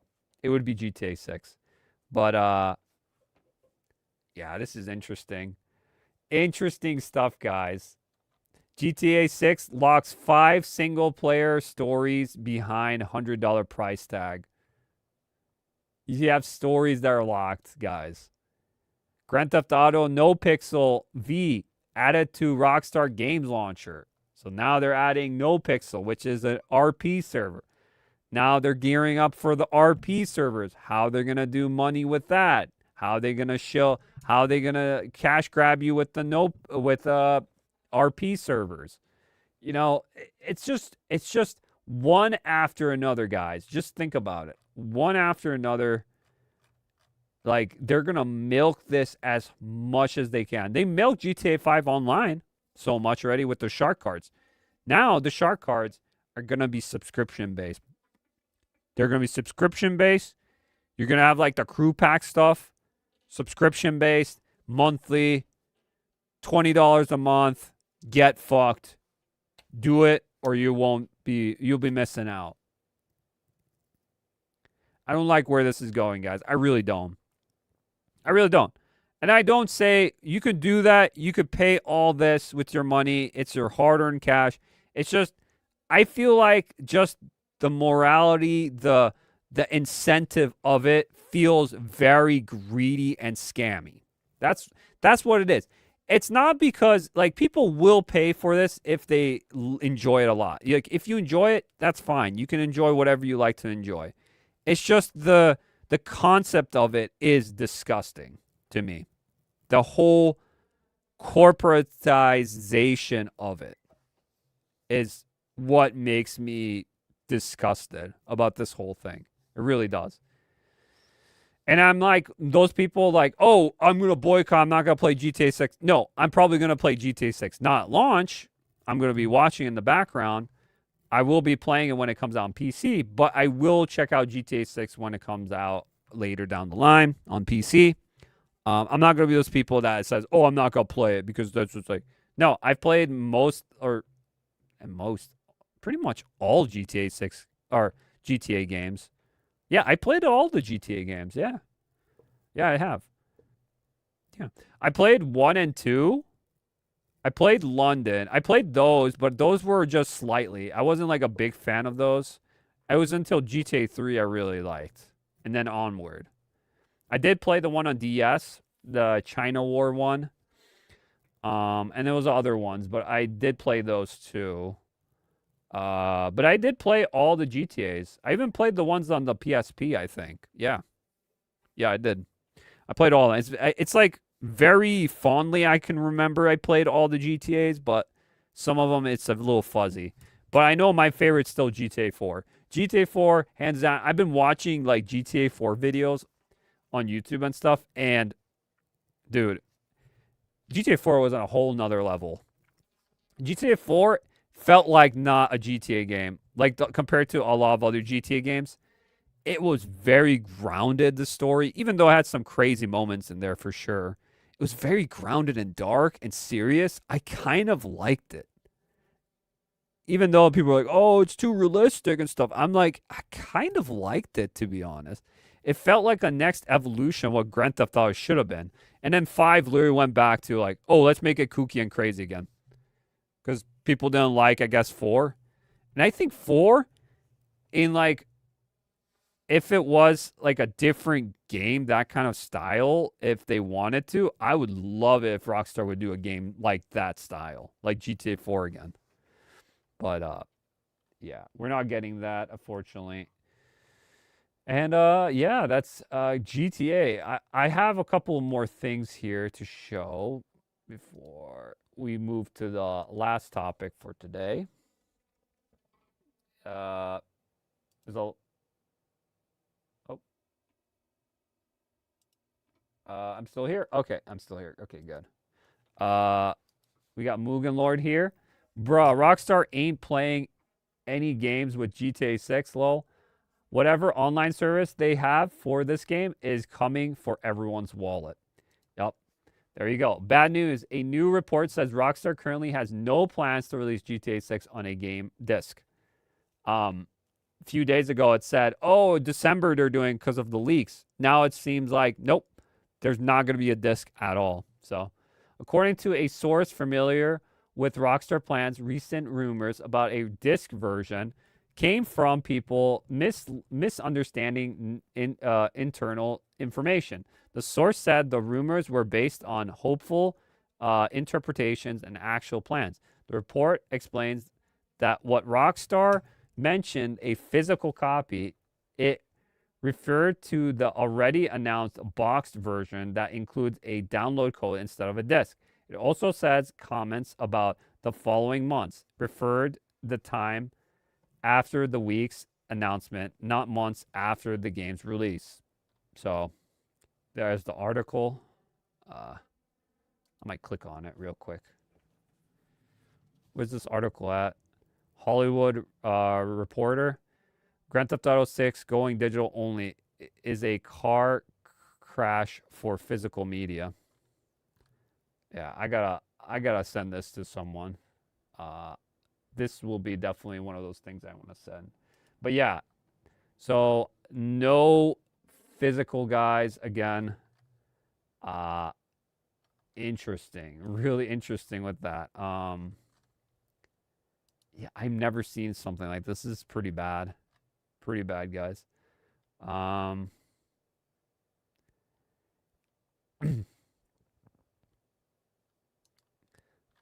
Here's a Brazilian listing of the game. Came up. Retailers have shared new GTA 6 product listings. According to the listings, players who pre-order buy the game before November 20th will receive the vintage Vice City pack. The map includes Vice City, beaches, swamps, and towns, suburbs, and the state of Leonardo. Players can switch between Jason and Lucia during the story. Some missions let players complete heists together. Jason and Lucia each have their own unique abilities, just like GTA 5. NPCs have their own daily routines and react to the world around them. Random events happen across the map. Players can enter more buildings and interact locations. Besides the one, obviously, with the pre-orders or the Ultimate Edition, players can enter more buildings. Yeah, okay. The in-game phone includes social media where players can watch viral videos, follow influencers, and keep up with events in the world. Some side missions can be discovered through social media, whether more realistic animations and highly detailed environments. The PS5 Pro version is listed with better in performance, more stable frame rates, and sharper image quality. Now I see all these images, and how do you know that these images are from your PS5 or Xbox Series X? I'm just saying. This could be a PC version. It doesn't actually say that it is, any sense. Like a lot of these, I question, like, is this actually in-game image of it, kind of deal? Here's another one. Grand Theft Auto 6 locks all these stores features behind 100 edition paywall. If Ubisoft, Square Enix, or Sony had done this, the whole industry would have been revolting in streets today. Yep. Pretty much. Yep. Pretty much. And then we have people like, here's Synth Potato, literally simping for GTA 6 Synth Potato. The colors, the reflection, the draw distance, the birds flying overhead, a living city in the background. GTA 6 may be the most beautiful game we've ever seen. Oh my God, look at this. I can't, dude. How do you fucking know this is in the console? Is this the console or the PC port? Usually it's PC port, and then they show console later, and it looks like ass. Let's be honest. So, absolutely dumbfounded people here. Another one here. Check this one out. GTA 6 will feature auto shops, clothing stores, tattoo shops, barbers, gang compounds, and more without the Ultimate Edition. Seems like there is a misunderstanding going on that you cannot actually use any of these features without paying the $100. This is false. How do you know this? How do you know this? You haven't even seen gameplay yet. You haven't seen anything about it. You haven't even played it yet. How do you know this is false? Ultimate Edition simply features extra shops that sell exclusive items entirely separate from the presumably hundreds of items available in the base game.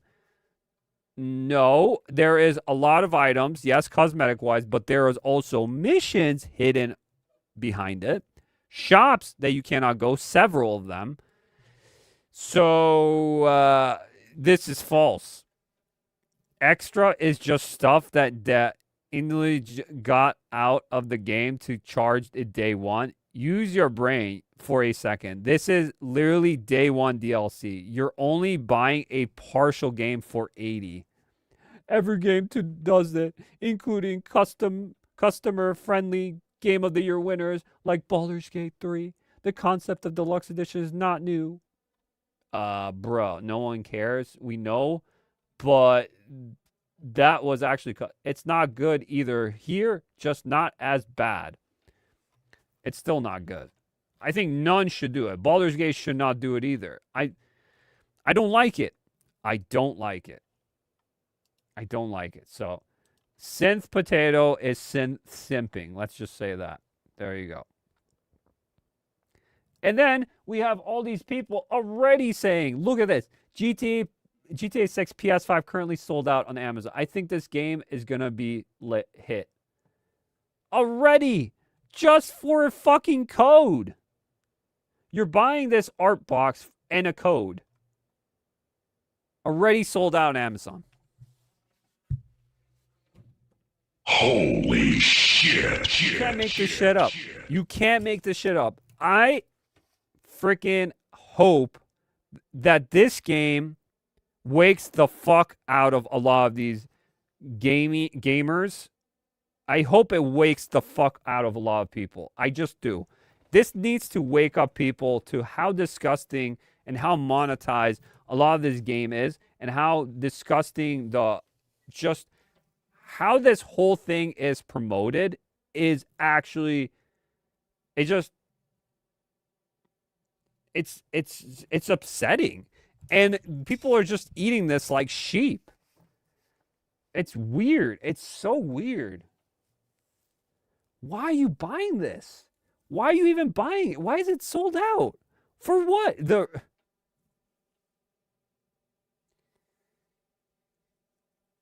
Can people have actually a train of thought? Can people ask questions? Can people just not take out their wallets and actually give you your card and just eat it without no gameplay, no anything shown yet? Yet, from making of this stream or this video you're watching, there was nothing shown yet. Nothing. Besides a teaser and a mini little story trailer. That was it. Wow. Wow. I'm just...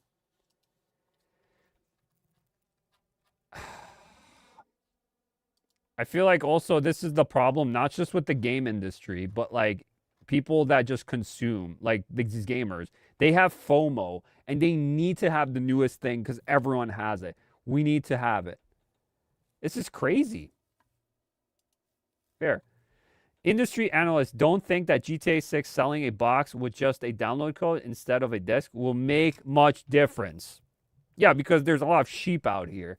They say most people already buy games digitally, and since GTA 6 is one of the biggest game franchises ever, fans are going to buy it anyway. For Rockstar, it also comes with benefits.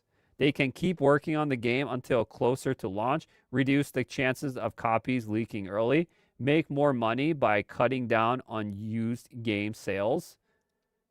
Absolutely greedy. The problem is that GTA 6 is a huge success without a disc in the box. Other publishers might do the same and speed up the move to all digital future. Hey, yo, what the fuck? No! Holy shit, dude. Yeah, this is bad, guys. This is bad.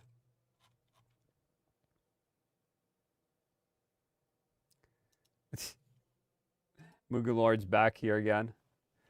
So, content is locked behind the Ultimate Edition of GTA 6. Don't matter. This game is going to sell no matter what. Yep. Pretty much, guys. Yeah. Here's Jeff Keighley. Pre-orders bonus on GTA 6. See, the graphics look good. I know some people hate on this style. I like it. I like the retro style, but I know it doesn't fit today's standard like thing. But if it was like in the 80s, like Vice City, it would actually make sense. But yeah, Jason looks like a completely different character with that hair. It's crazy. But yeah, they show a lot of images on the site too.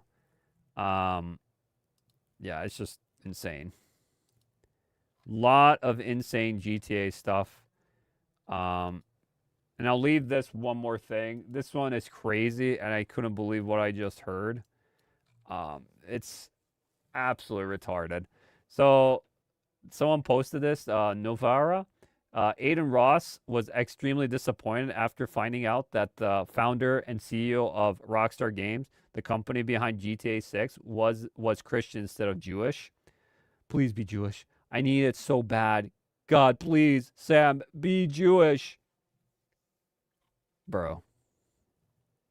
This is so cope. Okay, their owner Rockstar is Jewish. So without Jewish people, you guys wouldn't have the greatest video game of all time. So now what? Is that please be the I don't even know if that's true or not. He definitely has something behind it. Rockstar He has so much CEO. money. Please be Jewish. Like I need it so bad, please. Sam Hauser, please be Jewish. Are you Jewish? Please, just God, please, Sam, be Jewish. Religion, please be Jewish. I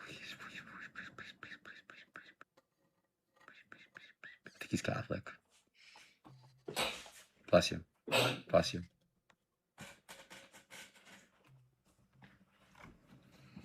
Great. He's not Jewish. I know. He's a Christian. Jesus. That's why the game's so good. Okay, their owner Rockstar. That's why the games are good. Holy shit. Dude. Shit. How many mental gymnastics you have to go through that they have to put you on what ethnicity or culture or race that you are, and it makes it so important. It has to be important. Because now he just sounds like a dumbass. It's still... Yo, these comments are crazy. But yeah, I saw this, then I was like, holy shit, that's insane. That's insane. We're literally looking at if the CEO's this, because my ethnicity is this, so this is why it's the greatest. Bro. I don't know. It's kind of looking down on others, kind of a little racy if you think about it. I don't know. I don't know, guys. I don't know. But that's wild. That's wild stuff. Holy shit. But yeah, that's GTA 6 for you guys. Very, very interesting stuff with GTA 6 with that. Let me see how we're doing, guys. I don't know. GTA 6 could be a win or loss with a lot of things here. But we will find out and see, guys, when it launches. It's going to be the biggest launch in gaming history, or even just in entertainment. It's going to be huge. You're going to be hearing it for months. Yeah, it's going to be ridiculous. It's going to be huge when it comes out. GTA 6 should have came out like years ago, but they postponed it so hard with GTA 5 Online, so here we are, and we're just going to wait and see. Wait and see what happens with that. Okay, so let's talk about the last topic here, guys, for today. Let me try to find it first. Holy moly, I got to find it. With Maximillian Dood and the... What is it called? I can't think of it. Final Fantasy 7 remake drama stuff that's going on. I saw this video and I wanted to show it real quick. And I thought it would be interesting to have a watch. Okay. So how do I show this? And this video pretty much explains the whole controversy, drama that's going on with Maximillian Dood, that blew up on Twitter and X. If you don't know Maximillian Dood, he's a content creator, streamer. He's pretty big. He's part of like Capcom and Square Enix stuff. He's always part of different things. A lot of fighting game tournaments. He's been like, he talks about a lot of fighting games. Let's just say that. And I do enjoy a lot of his content he makes sometimes here and there. But there are things I also question about him. About things. A lot of people call him shill and this and that. And I don't hate on him at all. He has some entertaining things on there that he does. But at the same time, I do question a little bit that he's a little soft on the takes he has in some areas. And he needs to criticize more, but he just can't. And it feels like he's not throwing a ball straight. He's not really straight with people. He's more like curving the ball in different angles. And it feels very disgenuine. I don't know, in some areas. But he is still entertaining enough. But see, this is a video called Hero High.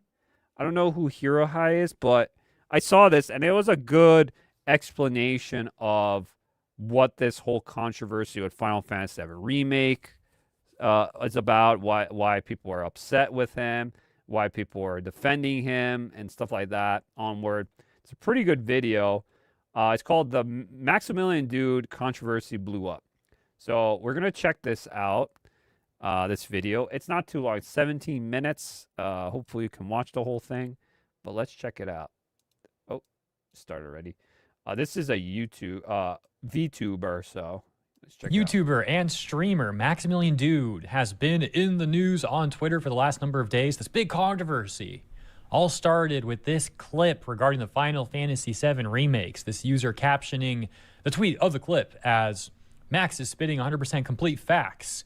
It's always just been a vocal minority that chooses to be toxic. And I'll never be gaslit into believing it's this massive 50-50 divide grifters try to paint it out as." It's not. It's not. This Max said this? No, this is Arrow. Aru.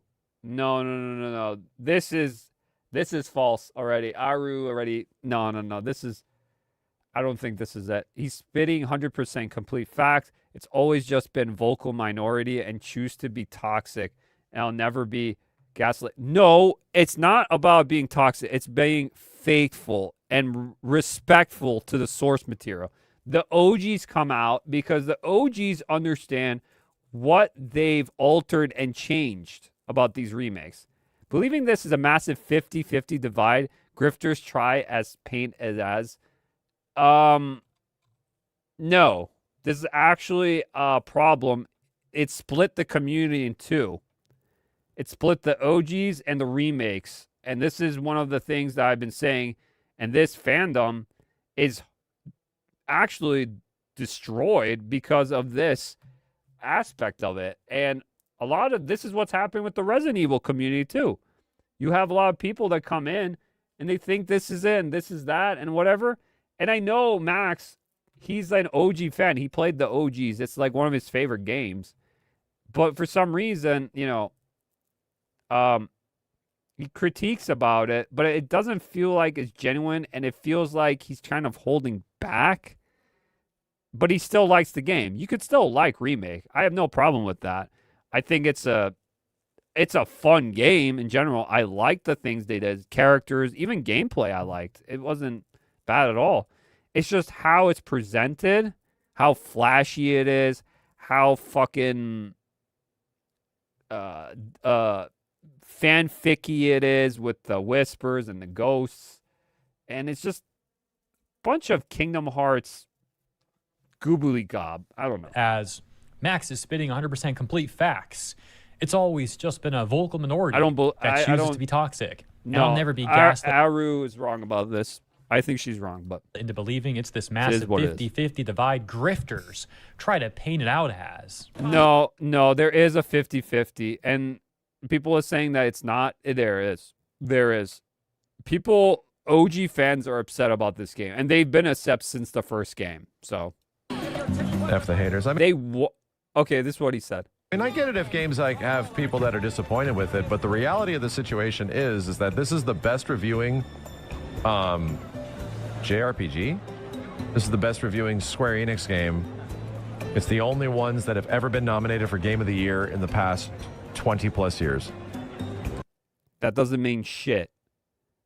Nominated doesn't mean shit of game awards.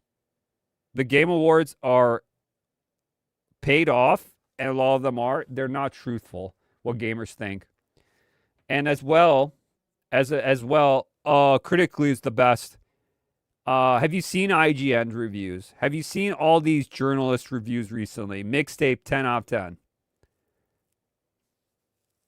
10. There's a lot of unfaithful critics out there that do that and promote this game because they got an early access copy or anything like that. So that is not truthful too. This game, I would say, Remake, there are problems with the game, but it's not a 10 out of 10. It's not. It's more of like an 8 out of 10 or even a 7. I don't even give it a 9, to be honest, because there's so much fluff, so much filler, too, of these games, and they stretch it out in 3 different games, bro. Like, no. It's not a 10 out of 10. It's not. It's not even a 9 out of 10. It's like an 8 or a 7. Max, I would say. Max out. I don't think it's a 6 or a 5. I don't think it's that bad. No. It's an 8 or a 7. Like, people are allowed to not like it, you know. But to make it seem like they're the majority, you're not, like, at all. Like, very large majority of people, like, are really into this shit. I gotta say, I don't know about that. I think it's 50-50, my dude. I don't think it's just a lot of people are into this. I don't know about that guy. I don't know about that guy. That might be like the newer generation. We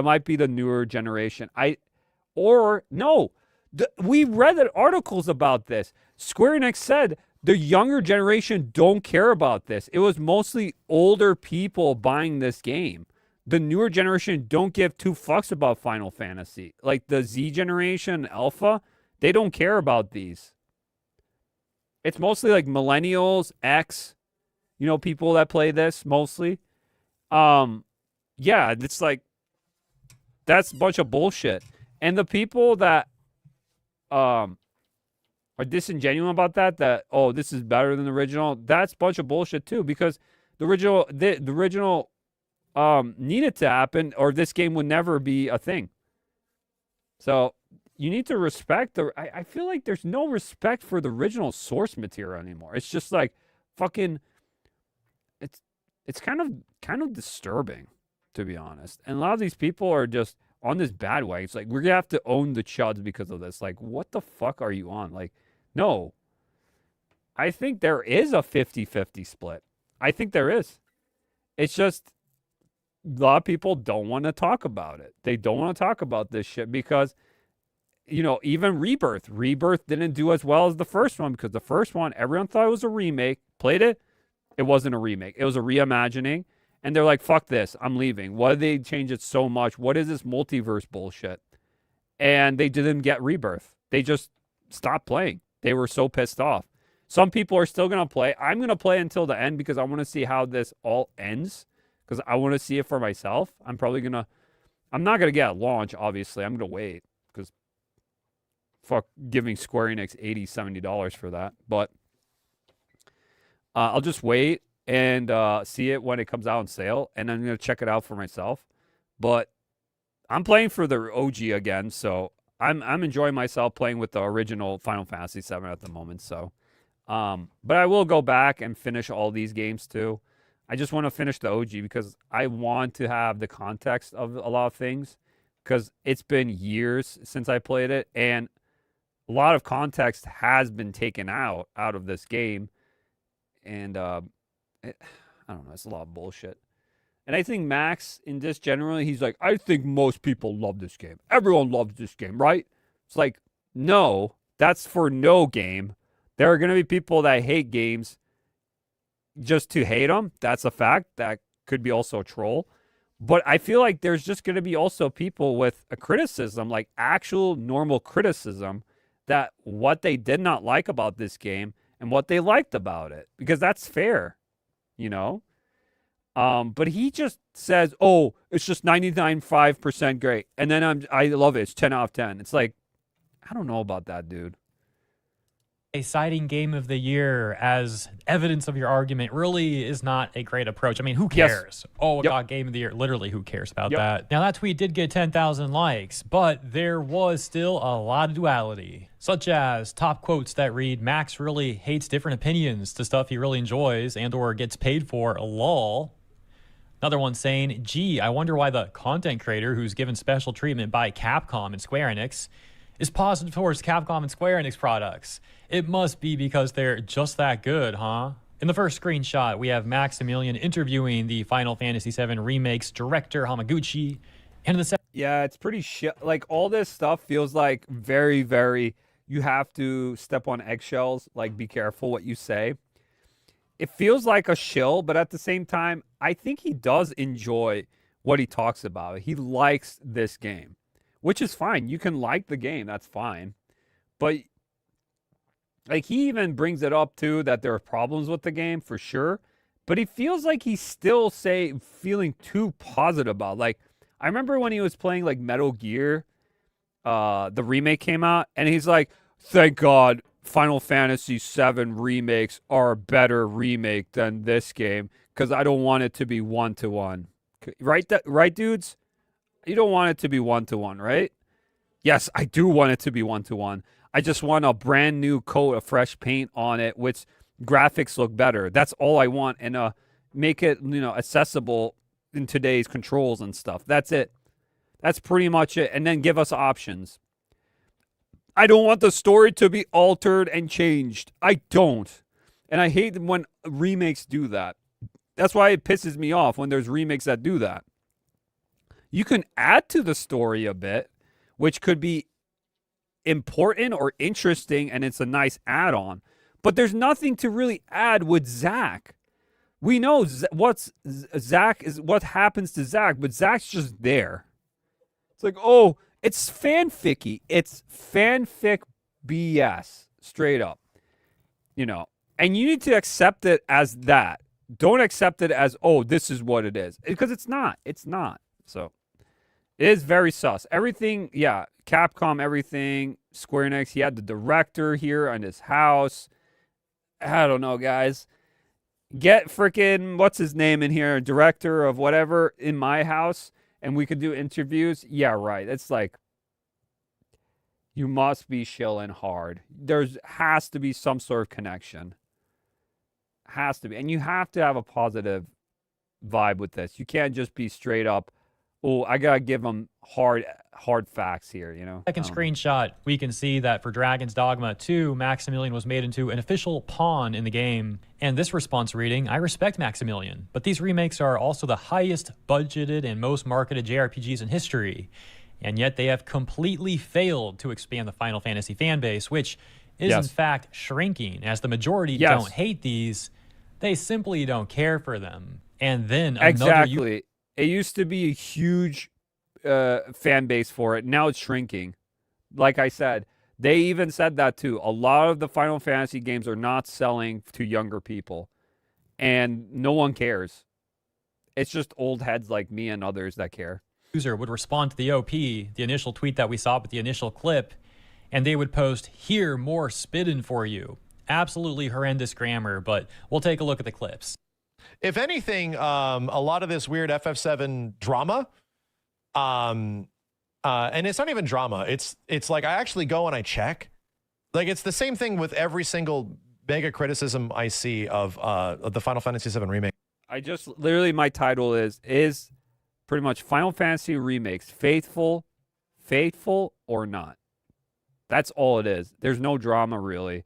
It's just faithful or not. That's the question.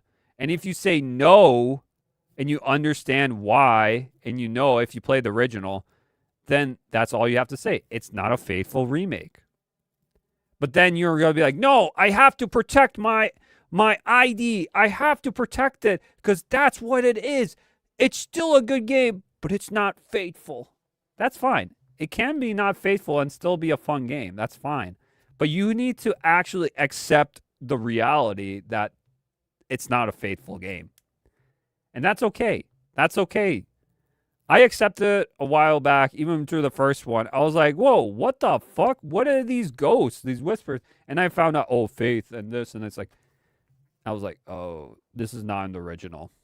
This is not in the original game. I don't remember this. And it wasn't. And I was like, I just wanted 1-to-1. It's not a 1-to-1. That soured my experience the most, to be honest. Let you guys know.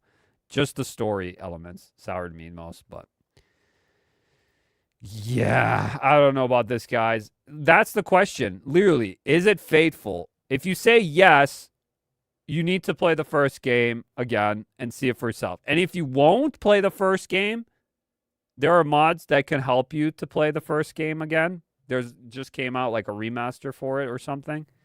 But you need to play the first game. If you can't play the first game, you're going to be lying to yourself, and you're just going to be straight up a tourist. That's all it is, Series. It's like a small group of people don't like something. It's like, yeah, okay. And then there's a massive congregation of people that are like realizing how much they love it, And here's the second clip. What are you talking about? What are you talking about? Where is this massive love of the game coming from?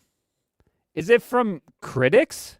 Like, real ass critics, not gamers online or people that are actually passionate who played the games before, where is this massive love?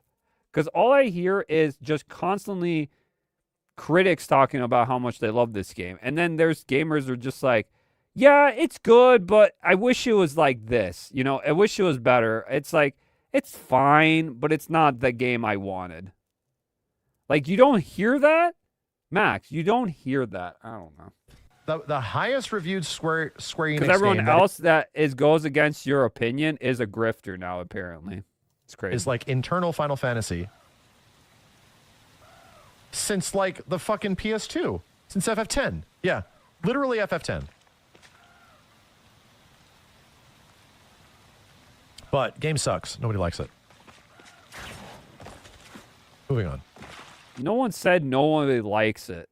Again, he's just wording it because he's trying to be like, yeah, it's funny, huh? Yeah, the game sucks because no one likes it. No one said no one likes the game. They're just pissed off what Square did to the game. No one said that. There are some people actually say this is dog shit, which I question. Really? Is even the gameplay that bad? I don't think it's that bad, but I don't know. You know? Game actually is terrible. And the third clip.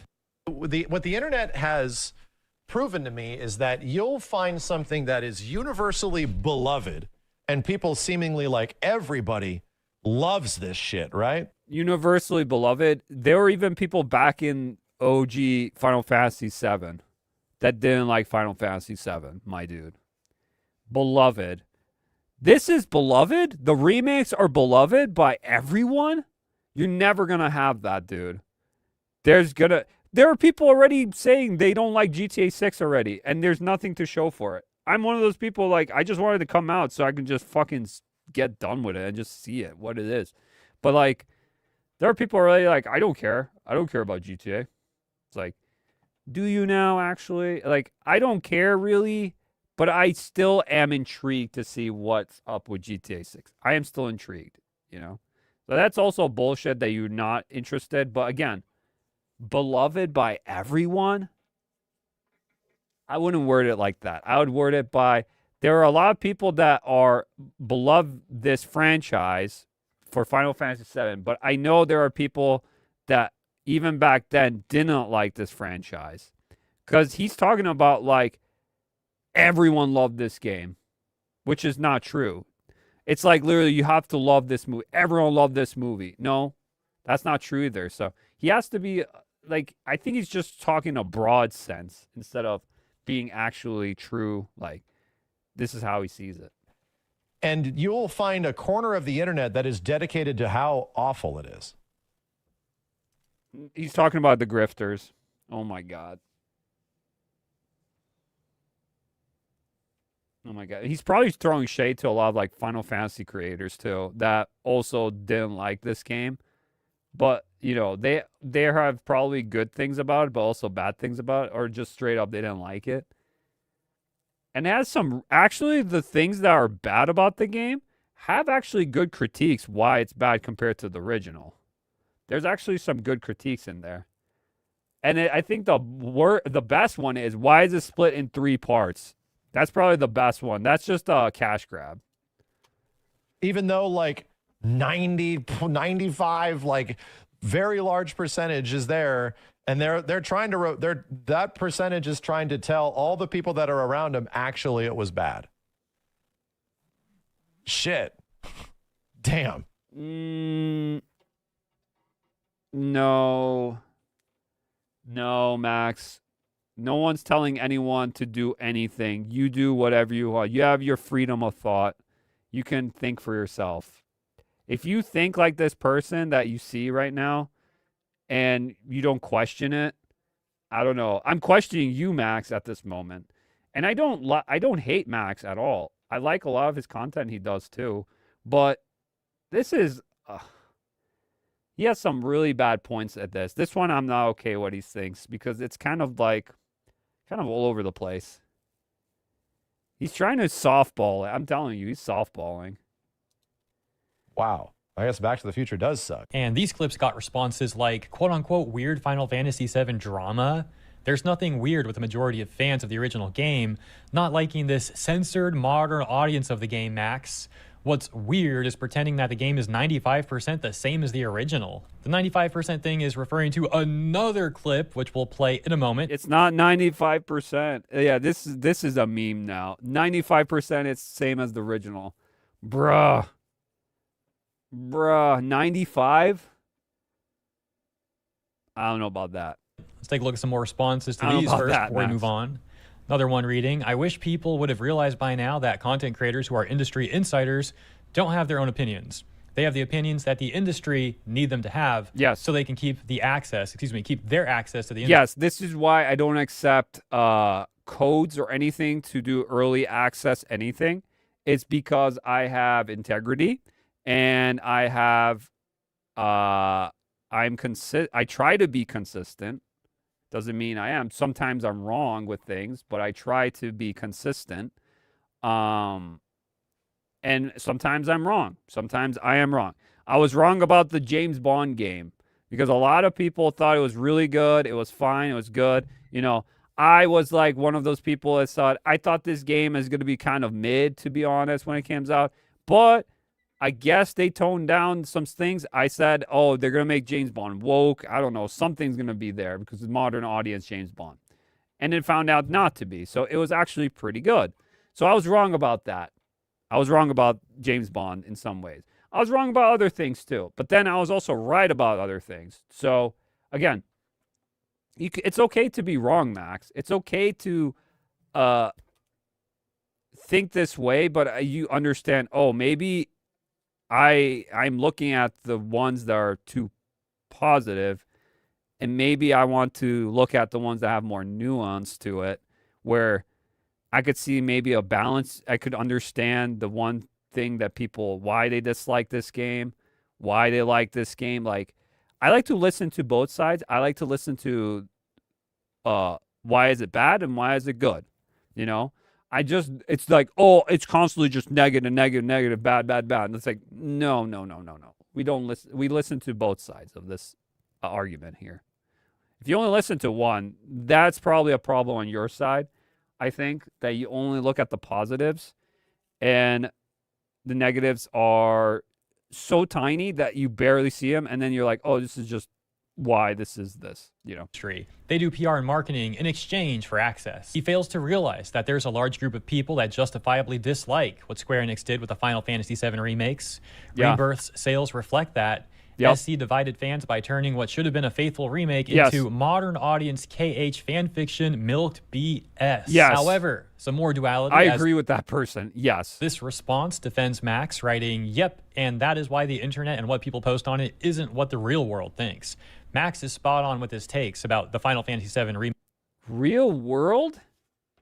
I know the internet's not the real world, but I feel like there's a lot of people, like I've seen also, like they played it, they liked it, and then they thought about it more, and then it's just like, oh wait, a lot of stuff is kind of dumb in this. You know? Even like Aerith's death in Rebirth, how mixed match that was. A lot of people didn't vibe with that. That was horrible what they did. Too many cooks in the kitchen, too complex. Why can't it have been just simple? Everything is stretched out things, taken out or stretched out to make it longer and fluffed out. That's what it is. And it feels like simple is usually the better way than fucking doing something super complex with the story and everything. I think simple is probably better in a lot of situations, you know? Adding to it is okay. I think that's fine in some situations if it makes sense for the story. If it's just added onto it just as like, oh, this is because it's just this and this. It's like little things for no other reason just to be added in there. And it doesn't change the story, then why even add it in there? That's why I hate the fanfic multiverse bullshit. All that Zack stuff, you could cut that out, and it would probably be like, I don't know. It's so dumb. It's so dumb. If you want a Zack, you go play Crisis Core. You play like a prequel or something. Make a prequel to Zack's story.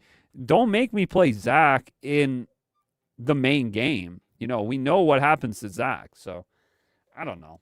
Make series. Square Enix. It's so, I don't know.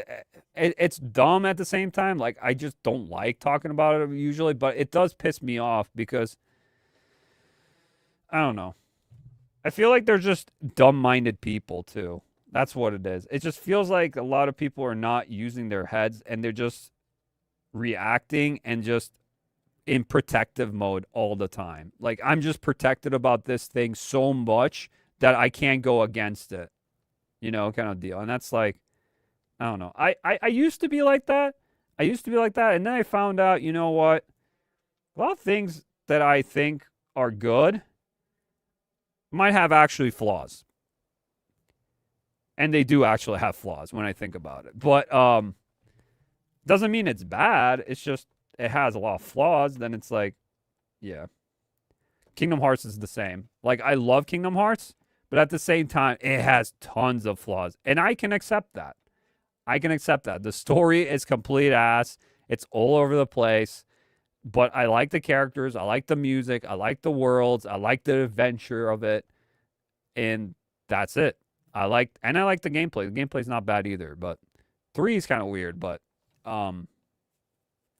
yeah, it's like I can accept the flaws. Is hitting a lot of people in a good way with this series, more than what the minority will say. As for the 95% clip, that takes us here, captioned, "It's 95% the same as classic FF7, quote unquote," somebody who is lying to their audience. And FF7 Rebirth tackles its overall approach to story the same way that Remake does, where about 95% of this game is pretty much classic FF7 1-to-1. This got a response that reads, it's a little less than that. It's not 95, not that high. He isn't lying. The story is practically identical to the original. I've played it multiple times, unlike you. The only difference is they added this sequel multiverse thing going on, which I certain will have a very satisfying ending to it. The OP responding, satisfying ending to it. We will see about that. I would definitely give X to doubt on that. It would be certain and the multiverse stuff is going to be ending well. I don't know about that. How they ended Aerith's thing, that ended really rough, dude. If that's how it ends, like the last one, I don't know, dude. That's going to be rough. Saying I've played Remake and Rebirth twice, each in English and Japanese. I also have 1,000s of hours in the OG game in English and Japanese. That's the only way anybody could say, quote, "The only difference is they added a sequel multiverse thing going on, which I certain will have a very satisfying ending to it, is if they are lying or pretending to be retarded to protect their cringe slop game." And Maximillian Dood himself would respond directly to that tweet, that clip, the 95% one, saying with the caption, "Want to see a magic trick? Here's the full clip from years ago." Only seconds after an explanation where I completely agree with several criticisms of the story and how it's not handled well in many ways. This one being a 2-minute clip, let's take a look at the full thing. There's another thing that leads into, as I finish up this personal review on the game that is not spoilery, that starts to get into spoilers but isn't, is storytelling. And FF7 Rebirth tackles its overall approach to story the same way that Remake does, where about 95% of this game is pretty much classic FF7 1-to-1. Almost like all of this game is a lovely preservance of OG FF7 and a massive expansion therein. This game, as well, it's not an expansion, it's a despan. It doesn't add anything new to it. It just adds more fanfic bullshit. Like, what if scenario? What if this? No, it doesn't add anything to it. It just decreases the story and the pacing of the story. You know, a lot of it does. It really does. It doesn't add anything really interesting. Remake have a big issue in terms of its, I'd say, larger overscaling plot feeding to the audience. And I don't think it's scaled well. It doesn't take time to like give you a little bit of space to absorb what's happening, right? You need to give me a little bit of space to like acknowledge what this is and what's going on. But I have to be critical. We all know that like Zach is in the game. That's not a spoiler. He's in the first 5 minutes. Yeah. my dude, my criticism is that we don't get any updates on that part of the game for 30 hours. Again, this is almost That's a good. criticism I don't want of it. the original game. Because the original game, Zach shouldn't be there. the time space that we are taking FF7 here, the middle part of FF7, right after Midgar, point B to point C, you know, C to D, all that kind of stuff. You kind of go from one spot to another, and each spot in between, you visit a character's backstory, right? And this game doesn't have all of the Disc 2 elements, or any of the Disc 2 elements. And I feel like that just might be one of my biggest criticisms of the game, is that the way they distributed a lot of the story in this is all put in the end, and we just don't get enough time to like absorb. We just need to. This is why they fluff out all these games, so they put a lot of things into them. Like I said, I wish this was just not milked and it was just one big game from beginning to end of the story for Final Fantasy VII. But they had to milk it in 3 parts, and this is why it's a problem. There's a lot of fluff, stretched out, filler, a lot of things to do. Doesn't mean it's always good to have a lot of things to do. But in an RPG element, I guess, yeah, you can do a lot of things, level up your character, do a lot of things. Yep, that makes sense. But it's just like, nothing happens until the end. It's like, well, that sucks, because that's just a lot of filler then. A bit more time to be like, oh, so that's what that is. And that's the problem. Too much fanfic BS too. On it a bit. And then they show you something new in the end, right? Or something new as the game progresses a little bit forward. So anyway. This user responding to the clip that Max posted, and Max also responding to the user. Let's get the context. They said, in the spirit of fairness, most people were disagreeing with the notion of it being, quote, 95% the same as the OG game, on quote. Clipping culture is frustrating, and extra context is great. But the criticisms you presented doesn't address the original claim that many are disagreeing with. To which Max responded saying, story beats being 95% as the OG. Isn't that just true? That's the majority of the game's story is like the OG, with approximately 5% new wacky ghost stuff / slight adjustments. I don't know about that. There's other things in there too, but let's take a look at some responses to that. The other person said, attributing the wacky ghost stuff as being approximately 5% is going to be the point of contention here. Many are going to understandably disagree that those aspects are only 5% of a difference, not to mention other new plot stuff.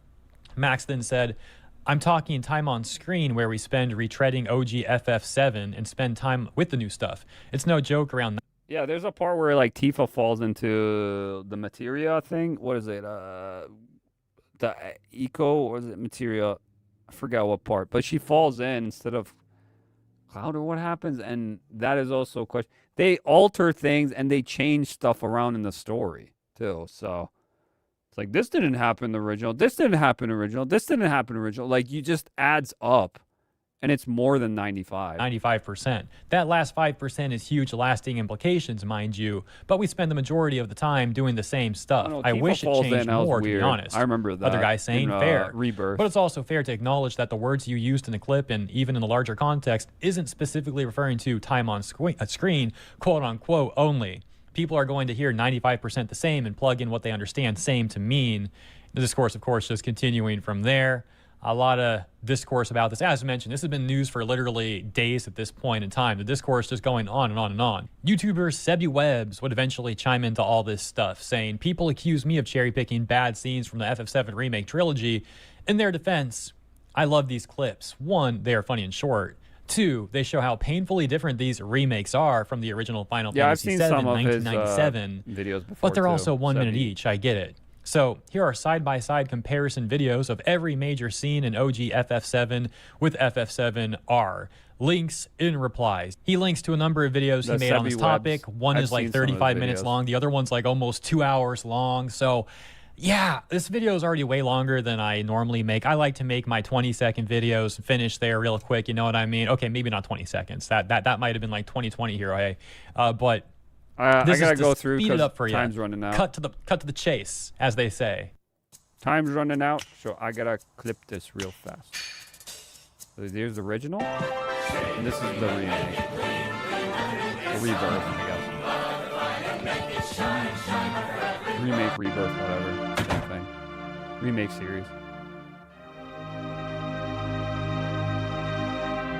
What is it? Nothing. I want to hear. Let's take a little bit of your And they had this cringe part. 7, 8. Isn't really mine, They're though. just singing and stuff.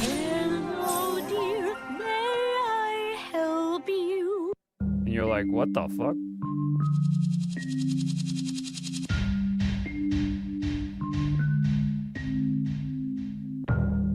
Boss, your guests are here. It's too fabulous now. Too much cringe. More cringe added, pretty much. Woo! Hell yeah! Allow me to welcome you to Example, one of the biggest points of contention, and so spoiler alert if you care about the remakes and you don't want to get spoiled, Oh, he he's just just on his actual channel. Here's the clip. What did they do with Eris's death? What did they not do with Eris's death? Is actually the more appropriate question. Spoil it. You really want me to spoil what happens with Eris's death in FF7 Remake, in Rebirth? Okay, well, first of all, Cloud shows up and she's surrounded by a billion fake ghosts, like a billion fucking whispers. Then Sephiroth comes down out of the sky and it's goes pretty up bad. on the Yeah. edge of a giant He's like, Stand all in the this thing that circle. happens that doesn't make no Parallel universe. sense. Sephiroth's final form Parallel- comes. It's like, what the fuck? Cloud. I'll stop. It's bullshit.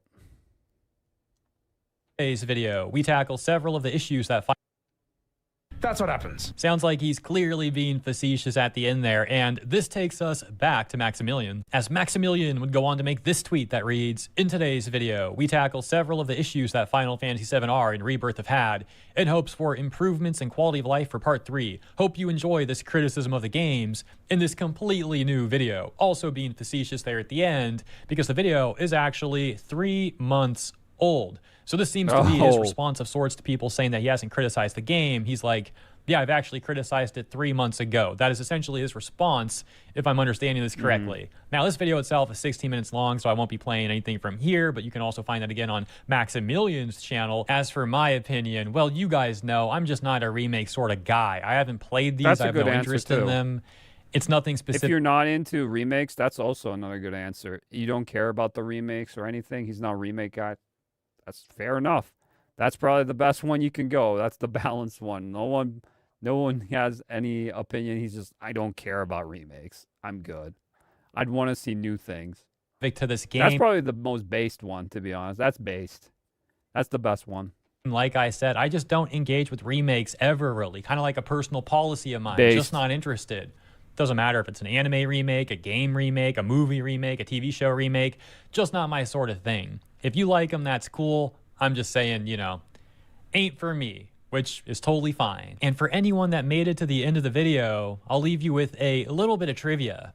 While I do like Final Fantasy VII, my favorite Final Fantasy game of all time has got to be Final Fantasy IX. But ultimately, Nice. that is the latest. That's a good Let me know one. what you think about all that stuff. That Thank one's you for tuning usually in. a Hope you enjoy favorite the one for a video. lot of Hope you have a great week, too. It's good. And I'll see you in the next That's a good one. one.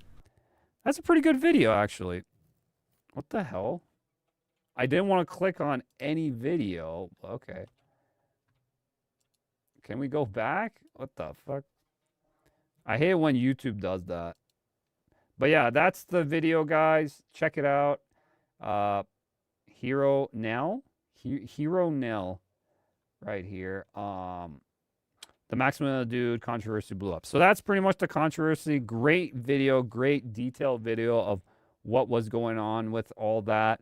Yeah, pretty weird situation with that. Again, I don't hate on Maximillian Dood. Again, I don't agree with his takes on this one. I really don't. I think he's a little jaded. I think in some areas he doesn't see the conversation of what's actually happening, what actually is taking place. But yeah, and it kind of backlashed. It pretty much was a backlash to him, and a lot of like people that played Final Fantasy and look at him for his content are kind of like, bro, what are you talking about? That's not how it is, you know, kind of deal. But yeah, that was just it. Hopefully, maybe he'll look into this, but I doubt it. Now I think he's gonna double down. I wouldn't be surprised. He's just like, I don't even care. It makes me want to play even more, kind of deal. Because, that's the attitude he would have. It's like, it just makes me want to play more now because all these people are hating on it and stuff. And I'm going to play. It's like, yeah, but that's actually not truly hateful. It's more of like actual criticism and what people actually like or dislike. You could still like it. There's no problem with liking things that other people hate or don't like. It's just he can just look at it and point it out that, yeah, the whispers, the multiverse stuff wasn't a good move. That's all he would have to say. Like, the Zach thing was dumb. It just felt like it was added on there. Didn't really contribute anything to the story too much. Like, all that.